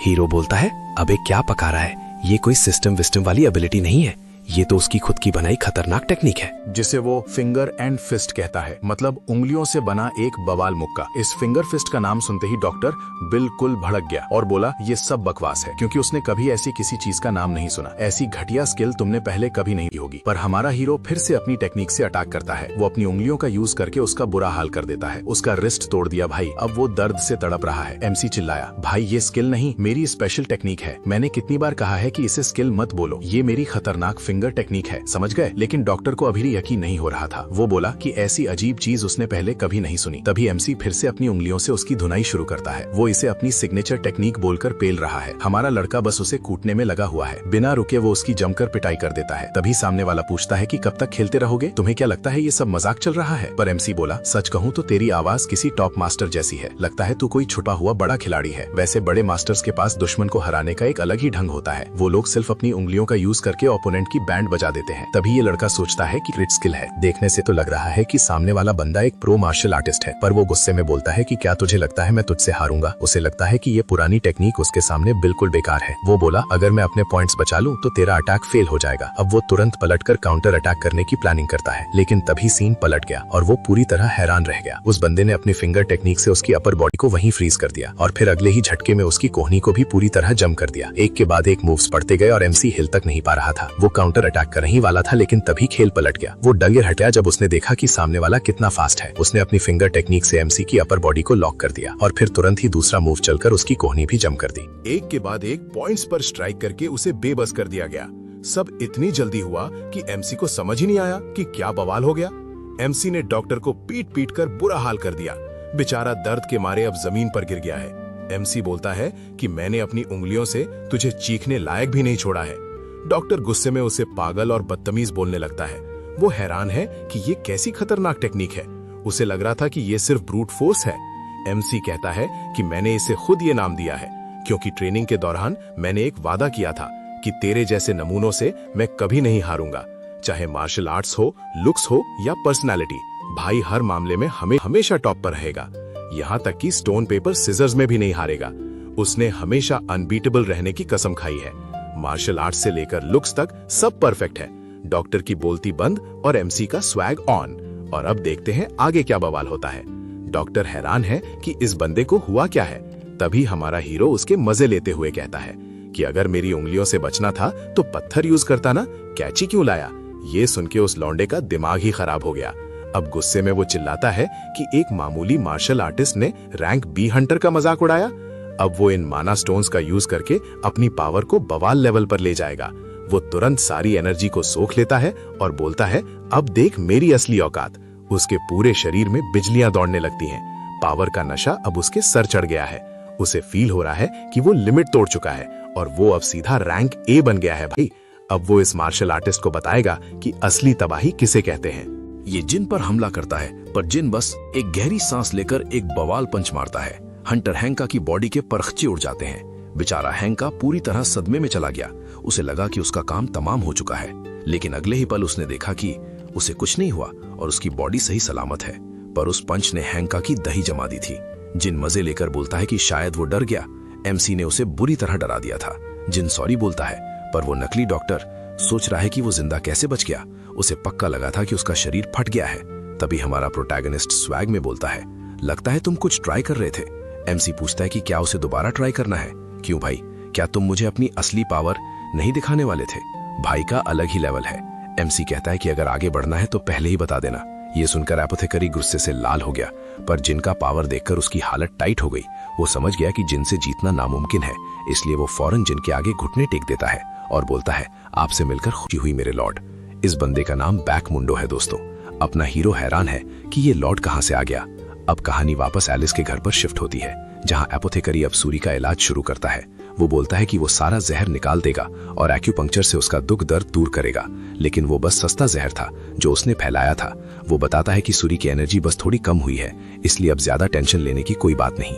तभी सूरी का चेहरा पिंक होने लगता है, जिसे देखकर लगता है कि अब वो पहले से बेहतर है। भाई, ये बंदा कहता है कि उसने अभी एक खास दवाई बनाई है, इसे पीते ही लड़की तुरंत मस्त हो जाएगी। तभी पीछे से एक बुढ़ा उसे घूरने लगता है। वो कहता है कि ये कोई आम डॉक्टर नहीं बल्कि एक खतरनाक एपोथेकेरी है। एमसी हैरान होकर पूछता है ये क्या बला है। तब उसे समझाया जाता है कि अवेकनिंग के बाद सबको नॉर्मल क्लासेस मिलती हैं, जैसे कि स्वॉर्ड्समैन, मेज या फिर थीफ, लेकिन कुछ किस्मत वालों को रेयर क्लासेस मिलती हैं और एपोथेकेरी उन्हीं में से एक है। इनके पास दवा और जहर की गजब स्किल्स होती हैं। इनकी संख्या दुनिया में बहुत कम है, इसलिए ये लोग बहुत ज्यादा रेयर होते हैं। फिर एमसी उस बुढ़े की तारीफ करता है कि आप तो बड़े ज्ञानी निकले जो एक पल में मुझे पहचान लिया। बैकू के पास रेयर टैलेंट तो है, लेकिन तभी उसके सर पर एक जोरदार थप्पड़ पड़ता है। डली बोलती है कि ये सब झूठ है, ये बस एक धोखेबाज है। ये वही घटिया क्रिमिनल है जिसने पूरे गांव को जहर दिया था। इतना सब कांड करने के बाद भी इसे किस बात का घमंड है। लड़का भड़क गया कि तेरी हिम्मत कैसी हुई मुझे हाथ लगाने की, पर पीछे देखा तो जिन मौत बनकर खड़ा था। बैकू समझ गया कि यहाँ पंगा लिया तो काम तमाम है। वो तुरंत एलिस के आगे झुककर माफी मांगने लगता है। एलिस पूछती है कि अब वो अपनी गलती कैसे सुधारेगा। जनीन ने पूछा कि इतना टैलेंट होने के बाद भी तूने ऐसा क्यों किया। वो बंदा थोड़ा शर्माते हुए सब सच बता देता है। एमसी बताता है कि उसने इसे फाइट के वक्त यूज किया था। वो बोलता है, हाँ, पर ये अब टूट चुकी है। इसे माना स्टोन कहते हैं। ये स्टोन पोर्टल्स की हर एनर्जी सोर्स की जगह ले सकता है। इसके दम पर ही वो बड़ी बड़ी बिल्डिंग्स खड़ी हो पाई हैं। सच तो ये है कि मुरिम वर्ल्ड की सारी प्रोग्रेस इसी स्टोन की वजह से है, पर हंटर्स के इसे चाहने की एक और असली वजह है। ये आपको नेक्स्ट लेवल की बवाल पावर्स दे सकती है, इसीलिए हर कोई इन स्टोन्स को पाने के लिए मारा जा रहा है। ये माना क्रिस्टल्स सिर्फ हाई माना डेंसिटी एरियाज में मिलते हैं, या फिर जहां खतरनाक मॉन्स्टर्स का दबदबा हो। ये इतने रेयर हैं कि बहुत ही कम मिलते हैं, लेकिन उन्होंने ऐसी चीज ऑफर की जो बवाल महंगी है, ऐसी चीज जो सिर्फ ब्लैक मार्केट में ही मिलती है। बस एक छोटा सा ट्रिब्यूट देकर ये मिल सकता था। अब सच बताओ, कौन सा हंटर ऐसी डील मना करेगा। सबने अपने पैसों का हिसाब पूछा तो सच सामने आया। पता चला सारा पैसा तो ट्रिब्यूट में खर्च हो गया। ये सुनकर बंदी का दिमाग घूम गया और उसने उसे पकड़ा। वो गुस्से में पागल हो गई और उस पर भड़क उठी। तभी वो बोला कि रैंक सी वाले होते ही बेवकूफ हैं। कहता है जो खोया उसे ढूंढना वक्त की बर्बादी है। बंदी को और गुस्सा आया कि उसकी हिम्मत कैसे हुई, पर जैसे ही उसने उसकी शर्ट खोली, होश उड़ गए। शर्ट के अंदर ढेर सारे चमकते हुए ज्वेल थे। इतना सारा माल देखकर वो बिल्कुल सन रह गई। अब तो सीन पूरा पलटने वाला था। भाई सबको फ्रीज करके वो बताता है कि ये सब उसके पाप की तिजोरी का माल है। तभी लड़की वहीं उसकी धुलाई शुरू कर देती है।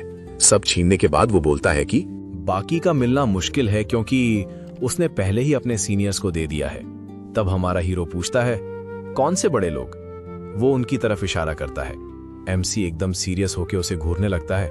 उसका खौफ देखकर वो बंदा डर गया। वो बोला, भाई मैं तुझे सीधा वहां ले चलता हूं। एमसी कहता है, हाँ यही सही रहेगा, लेकिन वो कहता है कि वो लोग बड़े खतरनाक हैं क्योंकि उनके पीछे रेड ब्लड अलायंस का हाथ है। तब एमसी हैरान होकर पूछता है, अब ये रेड ब्लड अलायंस कौन सी नई बला है? एमसी को समझ नहीं आता कि ये क्या है। बताओ मुझे, ये रेड ब्लड अलायंस क्या चीज है? बैक हैरान है कि क्या इसे रेड ब्लड अलायंस का नहीं पता। बैक पूछता है कि क्या तू सच में नहीं जानता? तभी हमारा हीरो थोड़ा मजे लेते हुए बोलता है कि क्या उसे ये पता होना चाहिए कि खून लाल होता है। खैर जो भी हो, उसे घंटा फर्क नहीं पड़ता। बेचारा पॉथिकरी थोड़ा ऑकवर्ड होकर बोलता है कि भाई क्या तू 10 साल से किसी पहाड़ पे रह रहा था? इसे रेड ब्लड अलायंस के बारे में कैसे नहीं पता?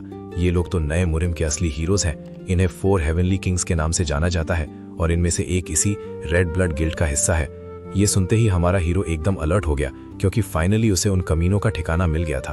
अब बात आती है डीमन गैंग की, जो एक खतरनाक गैंग है। ये लोग योमियोन के बाहर से अपना धंधा चलाते हैं।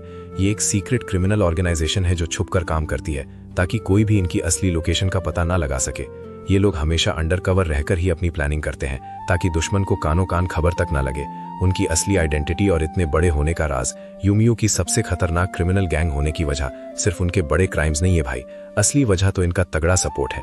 इन्हें सपोर्ट मिल रहा है ब्लड गॉड्स गिल्ड से, जो 4 सेलेस्टियल किंग्स की रेड ब्लड अलायंस का हिस्सा है। भाई ये तो सीधा खतरनाक लोगों का खेल है। हालांकि ये सिर्फ अफवाह है, पर इतनी बड़ी गैंग बिना किसी बड़े सपोर्टर के नहीं टिक सकती। तभी हमारा एमसी सब समझ जाता है और वहां एक भयानक ऑरा फील होने लगती है। एमसी गुस्से में कहता है, तो ये बात है, एक सेलेस्टियल किंग इस डीमन गैंग के पीछे है। चलो ये जानकर तो मजा आ गया। एमसी का गुस्सा देखकर सबकी फटके हाथ में आ गई। बाइक और बाकी सब थर थर कांप रहे थे। वहां का माहौल एकदम गर्म हो चुका था। सब के सब उसकी पावर देखकर डर गए। अब देखो हमारा एमसी क्या तबाही मचाता है। सब पूछते हैं क्या ये किलिंग इंटेंट है? तभी एमसी को अपने बाप की बातें याद आई। डैड ने कहा था कि ये जो ताकत है ये किसी को चोट पहुंचाने के लिए नहीं है, ना ही इसका यूज बदला लेने के लिए करना। सबसे बड़ी चीज जिम्मेदारी का एहसास है, ताकि ये पावर तुम्हें खुद तबाह ना कर दे। एमसी को रियलाइज हुआ कि डैड बिल्कुल सही थे। इतने सालों की सीख अब समझ आ रही थी, पर उन बातों को हजम करना मुश्किल हो रहा था। फिर वो शांत होता है और कहता है, ठीक है, अब मेरे पास वहां जाने की एक और वजह है। फिर वो कहता है कि मुझे उस जगह लेकर चलो। सामने वाला बंदा भी जी हुजूर बोल देता है। फिर वो शांत हो गया और आगे बढ़ने लगा। अब उसे वहां हर हाल में जाना था। बाइक वाला बोला, जी जनाब, चलिए अभी ले चलता हूं। फिर कुछ देर बाद उन दोनों के बीच एक मीटिंग शुरू होती है और एमसी पूछता है, क्या ये फार्मेसी ही मीटिंग पॉइंट है? तभी बाइक बताता है कि ये ऑर्गेनाइजेशन यहाँ हर पूर्णिमा को आती है। हर महीने की पूर्णिमा को ये लोग सुबह सुबह यहाँ मिलते हैं। एमसी बोलता है, ठीक है, समझ गया, पर एलिस और बुद्धा उसे घूरते हैं। एलिस चिढ़कर पूछती है कि तुझे क्या समझ आया भाई? उसे लग रहा है कि वही अकेली है जिसे कुछ पता नहीं चल रहा। वो हैरान है कि ये दोनों अचानक इतने पक्के दोस्त कैसे बन गए। एलिस पूछती है कि तू इसे सर कहकर क्यों बुला रहा है? एमसी बेचारा खुद कंफ्यूज है कि वो ऐसा क्यों कर रहा है। वो बोलता है कि भाई मुझे खुद नहीं पता मैं इसे सर क्यों बोल रहा हूँ। तभी वो बंदा बोलता है कि मुझे सर मत बुलाओ, मेरा नाम जिनवू है। लेकिन एलिस का सा ठंडा नहीं हो रहा था। वो उसे बार बार मना करता है, पर एमसी की आदत नहीं जा रही। फिर वो अपना असली नाम कंफर्म करता है कि वो जिनवू है। तभी बीच में बुद्धा बोलता है कि इतना गुस्सा क्यों दिखा रहे हो? हम सब अब एक ही टीम में हैं और साथ काम करना है। अब सबको मिलकर आगे का प्लान बनाना होगा। ग्रोर पूछता है कि क्या कुछ और भी जानना बाकी है? वो बंदा बोलता है, भाई सच कहूँ तो मुझे इसके अलावा और कुछ नहीं पता, लेकिन एक बात की पूरी गारंटी है। पिछले ट्रिब्यूट के वक्त वो लोग बहुत गुस्से में थे, क्योंकि किसी सरफिरे ने उनका स्लेव मार्केट उड़ा दिया था। डीमन गिल्ड के उस धंधे की पूरी वॉट लग गई। अब जिसने भी ये किया है उसकी खैर नहीं। बेचारे को अब 1 मिनट का भी सुकून नहीं मिलेगा। लगता है यहाँ ऑल्टेरो का ही दबदबा चलता है, बिल्कुल वैसा ही बवाल जैसा हमारा एमसी करता है। बैग बताता है कि खैर अब जो भी हो, सब लोग मना स्टोन्स पाने के लिए मरे जा रहे हैं, इसलिए बाकी सारी छोटी मोटी गैंग्स डीमन गिल्ड के तलवे चाटने में लगी हुई हैं, ताकि किसी तरह वो उनकी नजरों में हीरो बन सके। बस उनका फेवर पाने के लिए ये सब हो रहा है। इंतिया हैरान हो पूछती है, क्या तुम सच में उनसे भिड़ोगे? लेकिन भाई अभी तो असली तबाही आनी बाकी है। भाई बोलता है कि ये सब देखना बहुत इरिटेटिंग है। छोटे मोटे लोग उसके शहर में खुले घूम रहे हैं, अपने होम टाउन में। तभी दूसरे बंदे ने पूछा, क्या सच में यही वजह है या कुछ और? एमसी बोलता है, ठीक है भाई, अब बात आगे बढ़ाते हैं। मामला सॉल्व हो गया। अब असली काम पे आते हैं। अब उन्हें सही फॉर्मेशन चाहिए। एमसी सीनियर से हेल्प मांगता है। क्या सीनियर को इस बारे में कुछ आइडिया है? वेटरन बोलता है उसे भी उनकी असली आइडेंटिटी नहीं पता, बस इतना पता है कि जहां अंधेरा है वहां पैसा है। उन तक पहुंचना है तो बस माल का पीछा करो। सुना है अंधेरी गलियों में बहुत पैसा छुपा है। नागो बोला, ये हम्बल जूनियर आपको फ्री में हायर करेगा, पर बूढ़ा बोलता है, मैं क्या भूखा मरूं? फ्री में काम करने से उसका पेट नहीं भरेगा। फिर वो अपोथेकरी की तरफ मुड़ा और ऑर्डर दिया। उसे जल्दी से कुछ जरूरी चीजें लाने को कहा। सबको अब डीमन गैंग जैसे कपड़े पहनने पड़ेंगे। एलिस को बोला गया कि वो उस नशी की हेल्प करे और उस पर पूरी नजर भी रखनी होगी। बाइक पूछता है कि भाई इन कपड़ों का क्या सीन है? इधर दूसरी जगह कुछ लोग एक मास्क्ड बंदे से मिलते हैं। वो लोग बॉस के सामने हाजिर होते हैं। बॉस कहता है कि इस महीने का हफ्ता तो आ चुका है, फिर अब यहाँ किस लिए आए हो? भाई ये मास्क्ड बंदा हमारा हीरो ही है डिस्गाइज में। वो सीधा सवाल करता है, क्या पहचाना मुझे? तभी उसे पुरानी बातें याद आने लगती हैं। सब डर रहे हैं कि क्या ये अकेला उनसे भिड़ेगा। उसे पता है कि दुश्मन बहुत बड़े ग्रुप्स में है, उनका सिस्टम काफी बिखरा हुआ और अलग है, इसीलिए उन्हें ट्रैक करना थोड़ा मुश्किल काम है। किसी को एक दूसरे के राज के बारे में नहीं पता, लेकिन एमसी के लिए यही सबसे बड़ा प्लस पॉइंट है। भाई ये तो खुद यहाँ आ गया और इसका लुक तो देखो। डियो हैरान है कि ये 2 दिन पहले ही तो आया था, लेकिन इससे पहले कि वो कुछ और बोल पाता, हमारा हीरो सोचता है कि अब इन छुपे हुए चूहों को बाहर निकालना पड़ेगा। उसके पास अब कोई और रास्ता नहीं बचा था। बस 1 सेकंड पहले तक तो बिल्डिंग एकदम नॉर्मल थी, सब कुछ ठीक ठाक लग रहा था, लेकिन तभी अगले ही पल वहां सब कुछ पूरी तरह तबाह हो गया। सब देखकर दंग रह गए कि आखिर ये हो क्या रहा है। तभी उन्हें धमाके के बीच कोई खड़ा हुआ दिखता है। सब शौक है कि ये बंदा है कौन और इसने ऐसा क्यों किया। पीछे खड़ा वो बुद्धा उसे देखकर काफी एक्साइटेड हो जाता है। उसे यकीन नहीं हो रहा कि कोई इतना पावरफुल भी हो सकता है। इतनी तबाही और इतनी खतरनाक पावर देखकर सबकी बोलती बंद है। सिर्फ 20 साल की उम्र में इतनी बवाल पावर, अनबिलीवेबल भाई। और सबसे हैरानी की बात तो यह है कि इसकी ताकत किसी स्किल से नहीं बल्कि खतरनाक मार्शल आर्ट से आती है। आज के जमाने में जब सिर्फ स्किल्स चलती हैं, मार्शल आर्ट्स की वैल्यू जैसे खत्म हो गई थी। पोर्टल वॉर के बाद इनका कोई नाम नहीं लेता था, पर सोचो ऐसा एक अनजान सा लड़का अचानक हीरो बन के सबके सामने आ गया। ये बुद्धा काफी पुराना खिलाड़ी था, पर तभी वो जिनसे कहता है कि एक बात अजीब है। जिन पूछता है, भाई क्या हुआ? तब बुद्धा बताता है कि आज की दुनिया में माना स्टोन्स की कीमत और पावर बवाल है। इसी वजह से हंटर एसोसिएशन, जो कि अलायंस ऑफ 4 की दुश्मन है, इन स्टोन्स के पीछे पागल है। ये एसोसिएशन हमेशा से खतरनाक रही है और अब ये बड़ा पंगने वाली है। ये सेलेस्टियल किंग्स इनकी बहुत ज्यादा केयर करते हैं, क्योंकि अगर इसके पीछे रेड ब्लड अलायंस का हाथ हुआ तो ये मामला सिर्फ एक गैंग तक ही नहीं रुकने वाला। ये बात अब काफी खतरनाक मोड़ ले सकती है। ये सिर्फ एक क्राइम सिंडिकेट का किस्सा नहीं रह जाएगा। दुनिया में शांति सिर्फ हंटर एसोसिएशन और उन 4 सेलेस्टियल किंग्स के बीच की ट्रीटी से टिकी है। पर अपना हीरो कहता है कि डरने की कोई बात नहीं। इनका अलायंस से कोई लेना देगा है या नहीं, अभी पता चलेगा। हीरो बिना किसी देरी के सीधा दूसरे बेस पहुंच जाता है। गार्ड के सामने खड़े होकर वो अपना स्वैग दिखाता है। वो पूछता है कि क्या तू जानता है मैं कौन हूं, पर वो गार्ड उसे पहचानने से इनकार कर देता है। फिर एमसी अगले ऑर्गेनाइजेशन के दरवाजे पर दस्तक देता है। गार्ड के सामने खड़े होकर वो बस एक सवाल करता है, भाई क्या तुझे पता है तू किससे पंगा ले रहा है? गार्ड कंफ्यूज हो जाता है और उसकी पहचान पूछता है, लेकिन हीरो के तेवर देखकर गार्ड की फट जाती है। बिंगो, सही निशाना और एक और बिल्डिंग खत्म। एमसी रुकने वाला नहीं था, वो हर ऑर्गेनाइजेशन को उड़ा रहा था। एक एक के वो सारी बुरी गैंग्स को तबाह कर रहा था। पूरे शहर को लगने लगा कि अब माहौल बदल रहा है। शहर की वाइब बदलने का क्रेडिट इस मास्क मैन को जाता है। लोग कहने लगे कि ये मास्क बंदा ही असली सेवियर है। खबर फैल गई कि एक और खतरनाक गिल्ड गायब हो गई। पलकें झपकते ही एमसी ने उनका नामो निशान मिटा दिया। सब मान चुके हैं कि वही शहर का रियल हीरो है। लोग उसे बिना चेहरे वाला हीरो और नेमलेस वॉरियर कह रहे हैं। एस रैंक हंटर्स के बीच ये अकेला असली लेजेंड बन गया। असली हीरो तो यही है, बाकी सब तो बस दिखावा है। जनता खुश थी, लेकिन एसोसिएशन की हालत खराब हो गई। आम लोग तारीफ कर रहे थे, पर बड़े लोग चिढ़ गए। एसोसिएशन के बड़े साहब गुस्से से लाल पीले हो रहे थे। मीटिंग में उन्होंने अपने लीडर को बुरी खबर सुनाई। साउथ की 80% ब्रांचेस मैप से गायब हो चुकी हैं। साउथ तो गया, नॉर्थ की भी 75% ब्रांचेस तबाह हो गई। नॉर्थ का भी बुरा हाल है। एमसी ने सब साफ कर दिया। सब तबाह होने के बाद एक बंदा अपना मास्क उतारता है। ये बंदा डेमोजिंग ग्रुप का है, जो एक रैंकर हंटर है। इसका नाम डब्लू टान है और इसे सबके ठिकानों का राज पता है। वो शक करता है कि उनके बीच कोई गद्दार या चूहा छुपा है। तब सब मास्क उतारते हैं और उनकी लेडी लीडर सामने आती है। वो कहती है कि ये मास्क तो बस उनका एक यूनिफॉर्म है और किसी को गद्दार बोलना थोड़ा ज्यादा ही हो गया भाई। वो उल्टा उस पर चिल्ला उठती है कि ब्रांचेस की जिम्मेदारी तेरी थी, पर तेरी सारी ब्रांचेस तो कब की मिट्टी में मिल चुकी हैं। इसका साफ मतलब है कि तू एक एकदम घटिया मैनेजर है। इनकी बहस बढ़ते देख उनका मेन बॉस बीच में आता है। बॉस गुस्से में कहता है कि बस बहुत नौटंकी हो गई। वो सबको चुप कराकर अब असली मुद्दे पर आता है, क्योंकि अब दुश्मन को खत्म करने का वक्त आ गया है।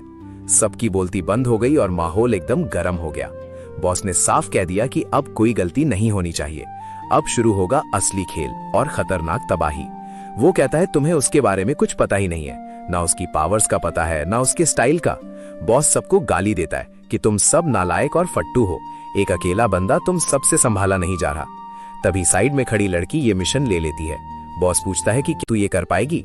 वो कहती है मैं उन लोगों जैसी फट्टू नहीं हूं जो बिना किसी इन्फो के सब कुछ हार कर आ गए।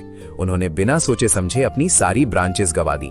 बॉस कहता है ठीक है नैंग, अब तू ही जा, लेकिन ध्यान रहे उसका गला मैं अपने हाथों से तोड़ूंगा, इसलिए उसे बस जिंदा पकड़कर मेरे पास लाओ। नैंग बोलती है ठीक है बॉस, ध्यान रखूंगी। अब सीन हमारे हीरो एमसी पर शिफ्ट होता है, जो बड़े मजे में वहां बैठा चिल कर रहा है। हीरो बड़े आराम से अपने दोस्तों से कहता है कि शायद दुश्मन अब उसे जिंदा पकड़ना चाहते हैं। वो लोग पक्का कोई बड़ा प्लान बना रहे होंगे, उसे अभी खत्म करो। पिटने वाला ही ज्यादा गुस्सा होता है। सब हैरान थे कि इतना बवाल मचाने के बाद क्या ये बच पाएगा। ये तो बड़ी मुसीबत है। माना कि वो स्ट्रांग है, पर सामने रैंक बी की फौज है।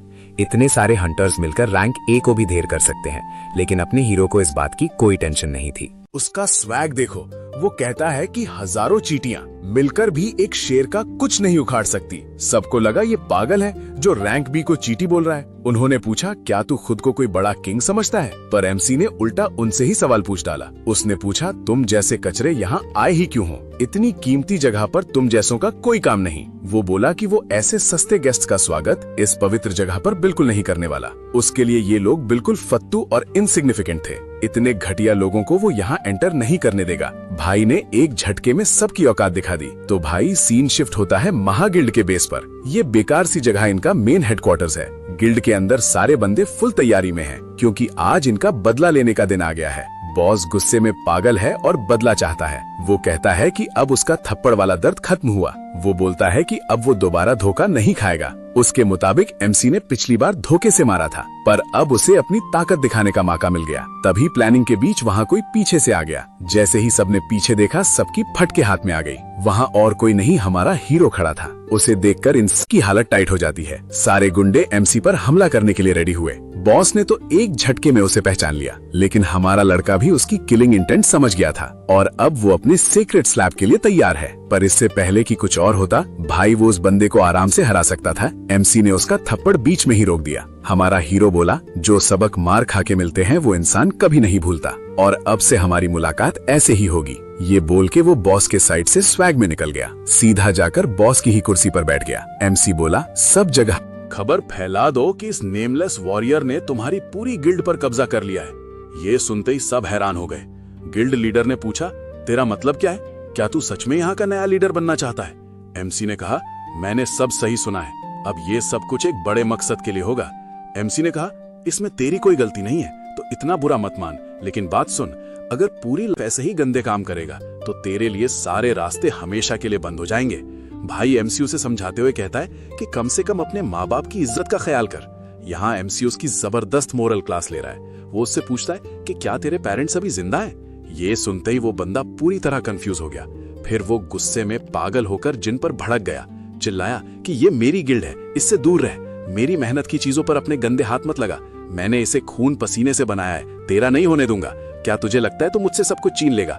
वो चिल्लाया कि मैं ऐसा कभी नहीं होने दूंगा। ये गिल्ड तेरे हाथ कभी नहीं लगेगी, चाहे कुछ भी हो। और तभी एक और बड़ी बात पता चलती है, माँ बाप भले ही शरीफ हों, पर हमारा हीरो बहुत फास्ट है और कहता है कि तुझे ऐसे जीने का कोई हक नहीं, अबे ओ घटिया इंसान। और एक ही झटके में एमसी ने गिल्ड लीडर को धूल चटा दी। फिर सबसे पूछा, कोई और शिकायत?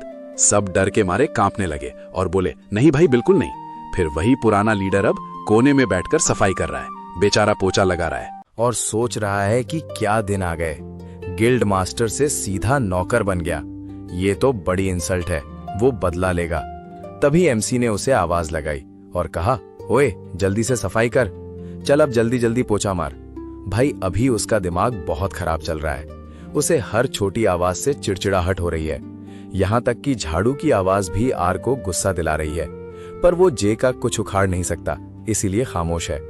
अब उसे डर है कि ये बंदा कहीं माइंड रीडिंग तो नहीं कर रहा। क्या ये शैतान अब दिमाग भी पढ़ने लगा है? वो सोच रहा है कि उसके इतने बुरे दिन कैसे आ गए। एक बी रैंक वाला ऐसे हाल में, यकीन नहीं होता। इस नए मुरी मीरा में असली खेल तो रैंकिंग का ही है। लेवल बी से ही बंदे की असली पावर मानी जाती है, जहां से लोग आपको सच में खतरनाक समझते हैं। और ऐसी जगह पर तो इज्जत ही अलग लेवल की मिलती है। खास करके इस पिछड़े हुए इलाके में तो वो किंग था। उसने सोचा था रैंक बी बनकर हमेशा राज करेगा।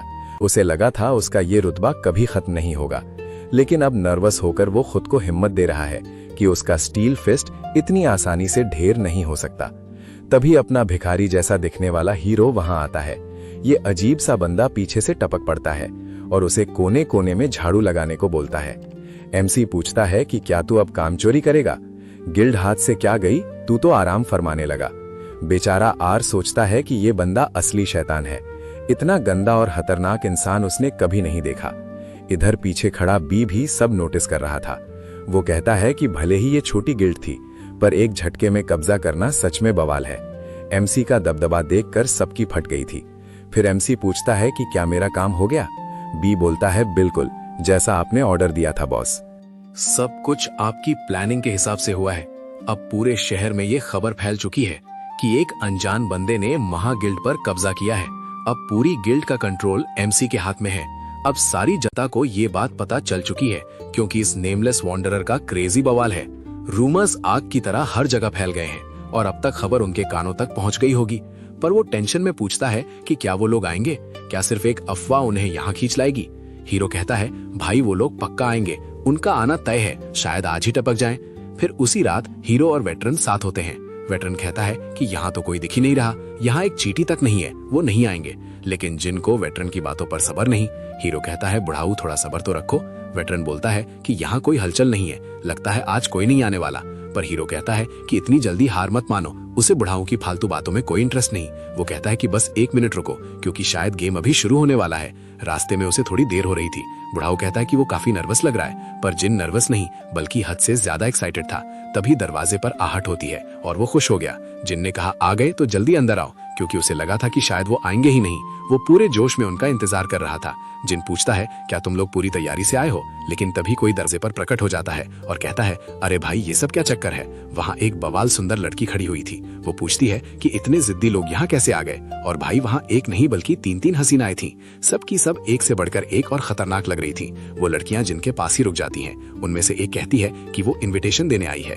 वो सीधे जिन के पास आकर रुकती है और पूछती है क्या तुम ही वो वॉन्डरर हो। अब जिन के सामने 3 एक से एक हसीनाएं आ गई हैं। इन्हें देखकर जिन भाई थोड़े हैरान परेशान हो गए। वो थोड़ा अनकंफर्टेबल था और उनसे बात करने लगा। जिन ने माना कि हाँ वही नेमलेस बंदा है। वो ब्लॉन्ड लड़की बोलती है कि हमने दावत रखी है, ये ग्रैंड फीस्ट हमारे हीरो के सम्मान में है। वो जिन को अपनी पूरी गिल्ड के साथ आने को बोलती है, सबको साथ लेकर आना, ये उसका इन्विटेशन था। जिन बेचारा बड़ा कंफ्यूज हो गया कि ये हो क्या रहा है। वो लड़की बोलती है कि वो पवेलियन में उसका वेट करेगी। बस इतना कहकर वो तुरंत वहां से निकल गई। इधर एलिस गुस्से में जिन को घूर रही थी। एलिस को जिन की हालत देखकर बड़ा गुस्सा आया। उसे लगा कि जिन उस लड़की के जादू में फंस गया है। वो बोली भाई तू तो उस पर पूरा लट्टू हो गया है। जिन का तो दिमाग ही काम नहीं कर रहा था तब। बेचारे के लिए ये सब एक बड़ा झटका था, लेकिन कहानी में अभी और बवाल बाकी है। भाई इंक फ्रैग्रेंस पवेलियन से एक इन्विटेशन आया है, पर अपने हीरो को घंटा पता ये क्या है। वो पूछता है भाई ये चीज क्या है। सबको पता है, बस इस भोले बच्चे को छोड़ के पूरे शहर में सब इस जगह को जानते हैं। एलिस बोलती है भाई तू अकेला नमूना है जिसे ये नहीं पता। सिर्फ यूमो ही नहीं, पूरे गुओ में तू ही पीछे रह गया। ये न्यू मुरीम का सबसे फेमस गिसाइंग हाउस है। पूरे साउथ रीजन में इसका बवाल चलता है। इसे लोग रात में उगने वाला सूरज कहते हैं, तभी तो इसका नाम इतना बड़ा और मशहूर है। पर एलिस उसे वार्न करती है कि यह जगह खतरनाक है। जहां ज्यादा चमक होती है वहां अंधेरा भी गहरा होता है। यहाँ की अफवाहें बहुत ही गंदी और डरावनी है, इसलिए जिन को वहां बहुत संभाल कर रहना होगा। एमसी समझ गया कि मामला थोड़ा सीरियस है। वो कहता है अच्छा तो असली बात ये है। इतनी खतरनाक जगह देखकर अब एमसी सब समझ गया। ये जगह मर्दों के कंपैरेटिव स्पिरिट का असली इम्तिहान है। ये सुनते ही हमारा एमसी एक्साइटमेंट पागल होने लगा। उसकी ये अजीब सोच देखकर एलिस उसे टोक देती है। एलिस कहती है तेरा चेहरा सब सच सच बता रहा है। जानिन बोलता है जो भी हो चलो खुद ही देख लेंगे। अब पवेलियन के अंदर एक बहुत ही तगड़ा बंदा दिखता है। वो सीधा जाकर वहां की लेडी बॉस से मिलता है। अब स्टोरी पवेलियन के अंदर शिफ्ट होती है जहां बवाल होने वाला है। तभी वहां एक बहुत ही खतरनाक फाइटर एंट्री मारता है। वो सीधा जाकर पवेलियन की लेडी बॉस से मिलता है। बॉस पूछती है कि इतने बिजी बंदे का यहाँ क्या काम, इतनी बड़ी हस्ती इस जगह अचानक कैसे आ गई। ये lady fragrance of ink pavilion की असली मालकिन है और उसके सामने सेओ1 खड़ा है जो रैंक 2 पर है। ये बंदा उसी खतरनाक ऑर्गेनाइजेशन का टॉप मेंबर है। पता चलता है कि ये लेडी भी उसी टीम का हिस्सा है। ये है रैंक 3 की नैन रैंक, पर यह बंदा आज काफी ज्यादा गुस्से में लग रहा है। वो पूछती है मुझ जैसी जहरीली बंदी से क्या काम। वो बोला मैं तो बस यहाँ पीने आया हूँ। फिर उसने नैन रैंक से एक टेबल मंगवाई, पर नैन रैंक समझ गई इसने कुछ सूंघ लिया है। इसकी बड़ी नाक सब कुछ भांप लेती है। तभी वो जल्दी से वीआईपी टेबल रेडी करवाती है। इधर बंदा अकड़ में बोला ये काम पहले ही करना था। नैन रैंक को लगा कि इसने सब नोटिस कर लिया, पर वो जानती है कि इसकी अकड़ आज खत्म होगी। बॉस ने उस अनजान मुसाफिर पर इनाम रखा है। इनाम है एक बवाल मिड लेवल माना स्टोन। आज इसका सारा घमंड मिट्टी में मिल जाएगा। वो तो बस उस तगड़े इनाम की फिराक में है। उस अनजान बंदे के बदले उसे मिलने वाला है एक खतरनाक मिड लेवल माना स्टोन। और जैसे ही वो उसे मिलेगा खेल पलट जाएगा। वो पक्का उससे कहीं ज्यादा ताकतवर बन जाएगी और सबसे पहले वो इसका ये बेकार सर इसके कंधों से उड़ा देगी। फिर सीनियर रंग अपनी असिस्टेंट को बोलती है कि शराब में बेहोशी की दवा मिला दो जो उस लिविंग रूम में भेजी जानी है। असिस्टेंट हैरान होकर पूछती है लेकिन मैम क्या ये वही खतरनाक नशा नहीं है जिसकी एक चुटकी से हाथी भी ढेर हो जाए। पर मैडम गुस्से में बोलती है कि हाँ वही तो, और इसमें कम से कम पूरे 10 पैकेट डालने होंगे वरना उस राक्षस को छींक तक नहीं आएगी। इसलिए रुको मत, ऐसे दिखावा करो जैसे उसे सच में मार डालना हो, क्योंकि वो अपना क्रेडिट और अपना इनाम किसी को छीनने नहीं दी। सेओन पेविलियन में उस घमंडी लड़की के बारे में सोच रहा है। क्या उसे लगा कि वो इतनी आसानी से उसका शिकार चुरा लेगी? बेटा अब वो उसे बताएगा कि पंगा लेना कितना भारी पड़ेगा।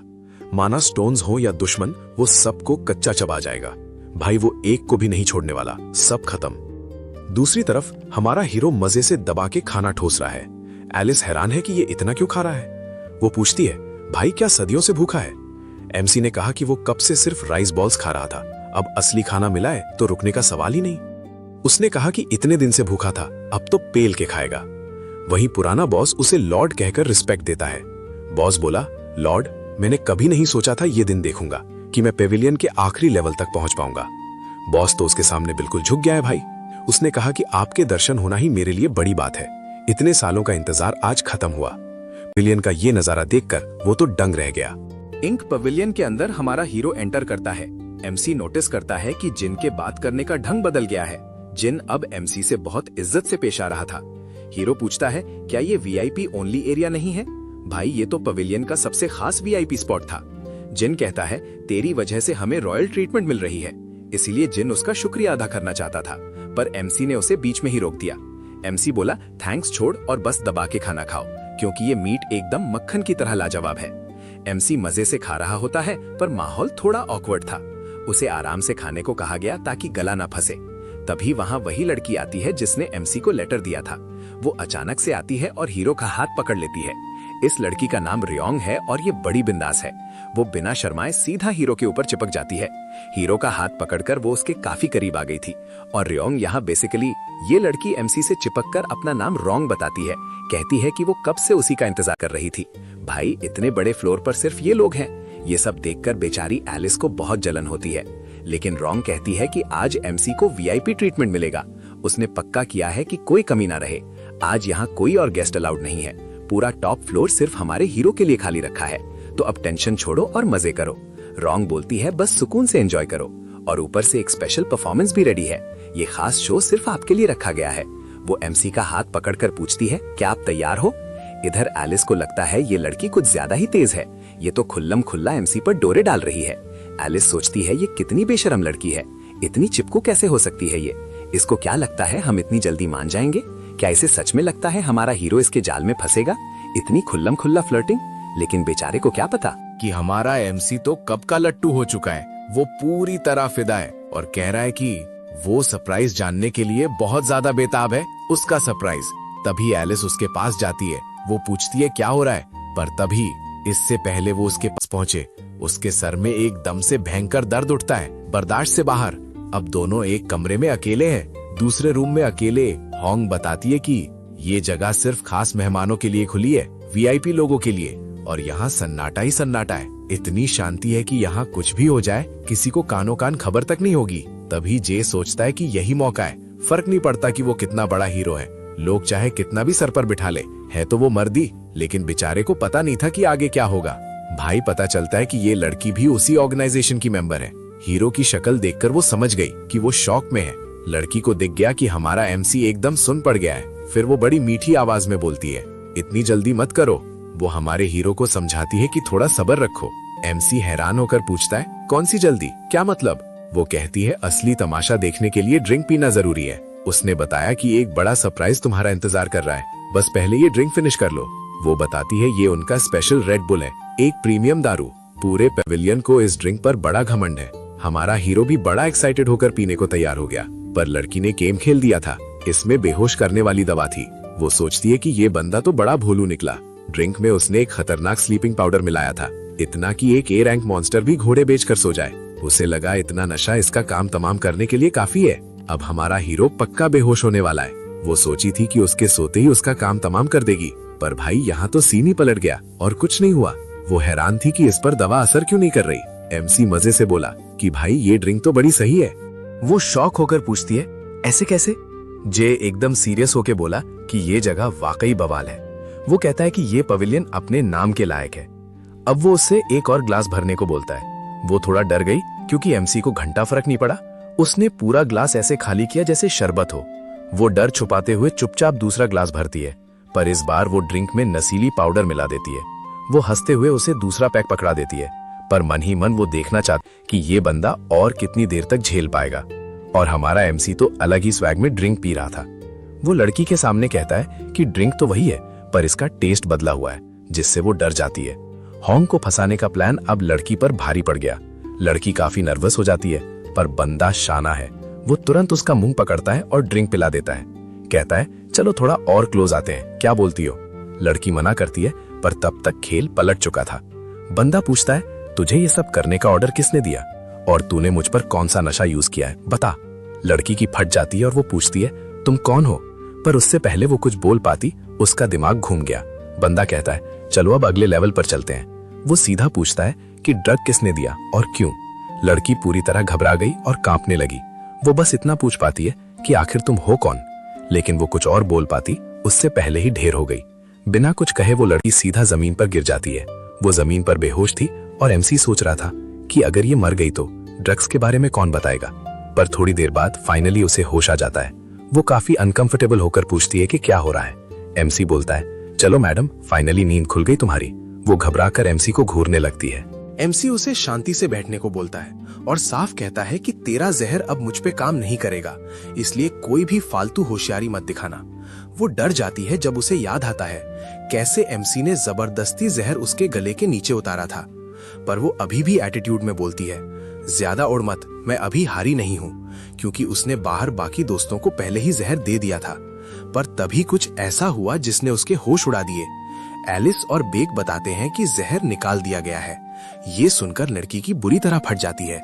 वो बेचारी काफी ज्यादा नर्वस हो गई थी। एलिस पूछती है कि ये किस तरह की ड्रिंक थी। उसका पेट बिल्कुल सुन्न हो चुका था। एमसी बोलता है कि इसने उम्मीद से बेहतर झेला इसे। बेक ने भी तुरंत यस सर बोल के हाँ मिलाई। रॉन्ग घबराकर पूछती है ये सब क्या तमाशा है। तभी बेक अपना सॉलिड इंट्रो देता है।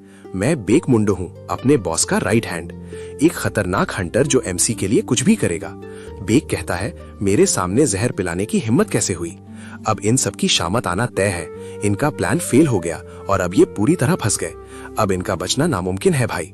सारे जिनागिक इसमें शामिल थे और बेक ने सबको ढेर किया। एक एक करके उसने सबको ठिकाने लगा दिया है। हमारा हीरो उसे शाबाशी देता है कि तुमने मस्त काम किया।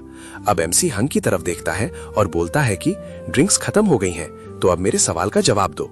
वो पूछता है कि डीमन गैंग का बॉस कौन है और क्या वो यहीं कहीं छुपा बैठा है। लेकिन वो लड़की गुस्से में अपने दांत पीसने लगती है। वो चिल्लाते हुए बोलती है कि वो अपने बॉस का पता किसी भी हाल में नहीं बताएगी। तभी हमारी हीरो की साथी स्माइल करके बोलती है तो तुम्हें अपनी जान से ज्यादा वफादारी प्यारी है। ये सुनते ही वो लड़की बुरी तरह डर जाती है। वो घबराते हुए पूछती है ये कैसा डरावना माहौल है। उसे लगता है एमसी उस जैसी सुंदर लड़की को नहीं मारेगा। वो सोचती है कि उसकी खूबसूरती उसे बचा लेगी, लेकिन एमसी तभी अपना हाथ हवा में उठाता है। वो एक भयानक थप्पड़ मारने की तैयारी कर लेता है। एमसी के लिए दुश्मनी में कोई लड़का या लड़की नहीं होती। जब बात लॉयल्टी की हो तो जेंडर मैटर नहीं करता। ये देखकर वो बेचारी डर के मारे कांपने लगती है। बंदा कहता है कि वो उसकी चॉइस की रिस्पेक्ट करेगा। तभी वो चिल्लाती है कि वो तो बस एक लो लेवल मेंबर है, उसे क्या पता कि माफिया बॉस का असली ठिकाना कहाँ है। उसे बस एक सीक्रेट चाबी के बारे में पता था। एमसी कंफ्यूज होकर पूछता है कि आखिर बात क्या है। वो घबराकर बताती है कि पवेलियन मास्टर के पास चाबी है जो सीधा उन्हें माफिया बॉस के दरवाजे तक ले जाएगी। पर ट्विस्ट ये है कि वहां पहुंचने के लिए 2 चाबियां चाहिए। एक चाबी पवेलियन मास्टर के पास है और दूसरी सीक्रेट रूम में। मतलब बॉस तक पहुंचना है तो दोनों चाबियां चुरानी पड़ेंगी। पर पंगा ये है कि दोनों चाबियों का होना जरूरी है। एक के बिना काम नहीं बनेगा, दोनों एक साथ चाहिए होंगी। एक चाबी पवेलियन मास्टर ने अपने पास छुपाकर रखी है और दूसरी चाबी उनके स्पेशल लिविंग रूम में रखी हुई है। तभी वो कहता है कि बॉस तक जाने के लिए चाबी चाहिए। बिना इन चाबियों के माफिया बॉस तक पहुंचना नामुमकिन है। लड़की ने कहा हाँ, पर एक बड़ा पंगा है। असल में इन कीज के साथ एक लोचा है। अगर तुमने एक भी की उठाई तो तुरंत दूसरी की तक सिग्नल पहुंच जाएगा। अब अपना हीरो कंफ्यूज हो गया और पूछने लगा मतलब। तो लड़की बोली अगर एक उठाई तो वो दूसरी की छुपाकर वहां से भाग जाएंगे, इसलिए दोनों कीज एक साथ ही उठानी पड़ेंगी। लड़की ने हाँ तो कह दी, पर मन में हंस रही थी।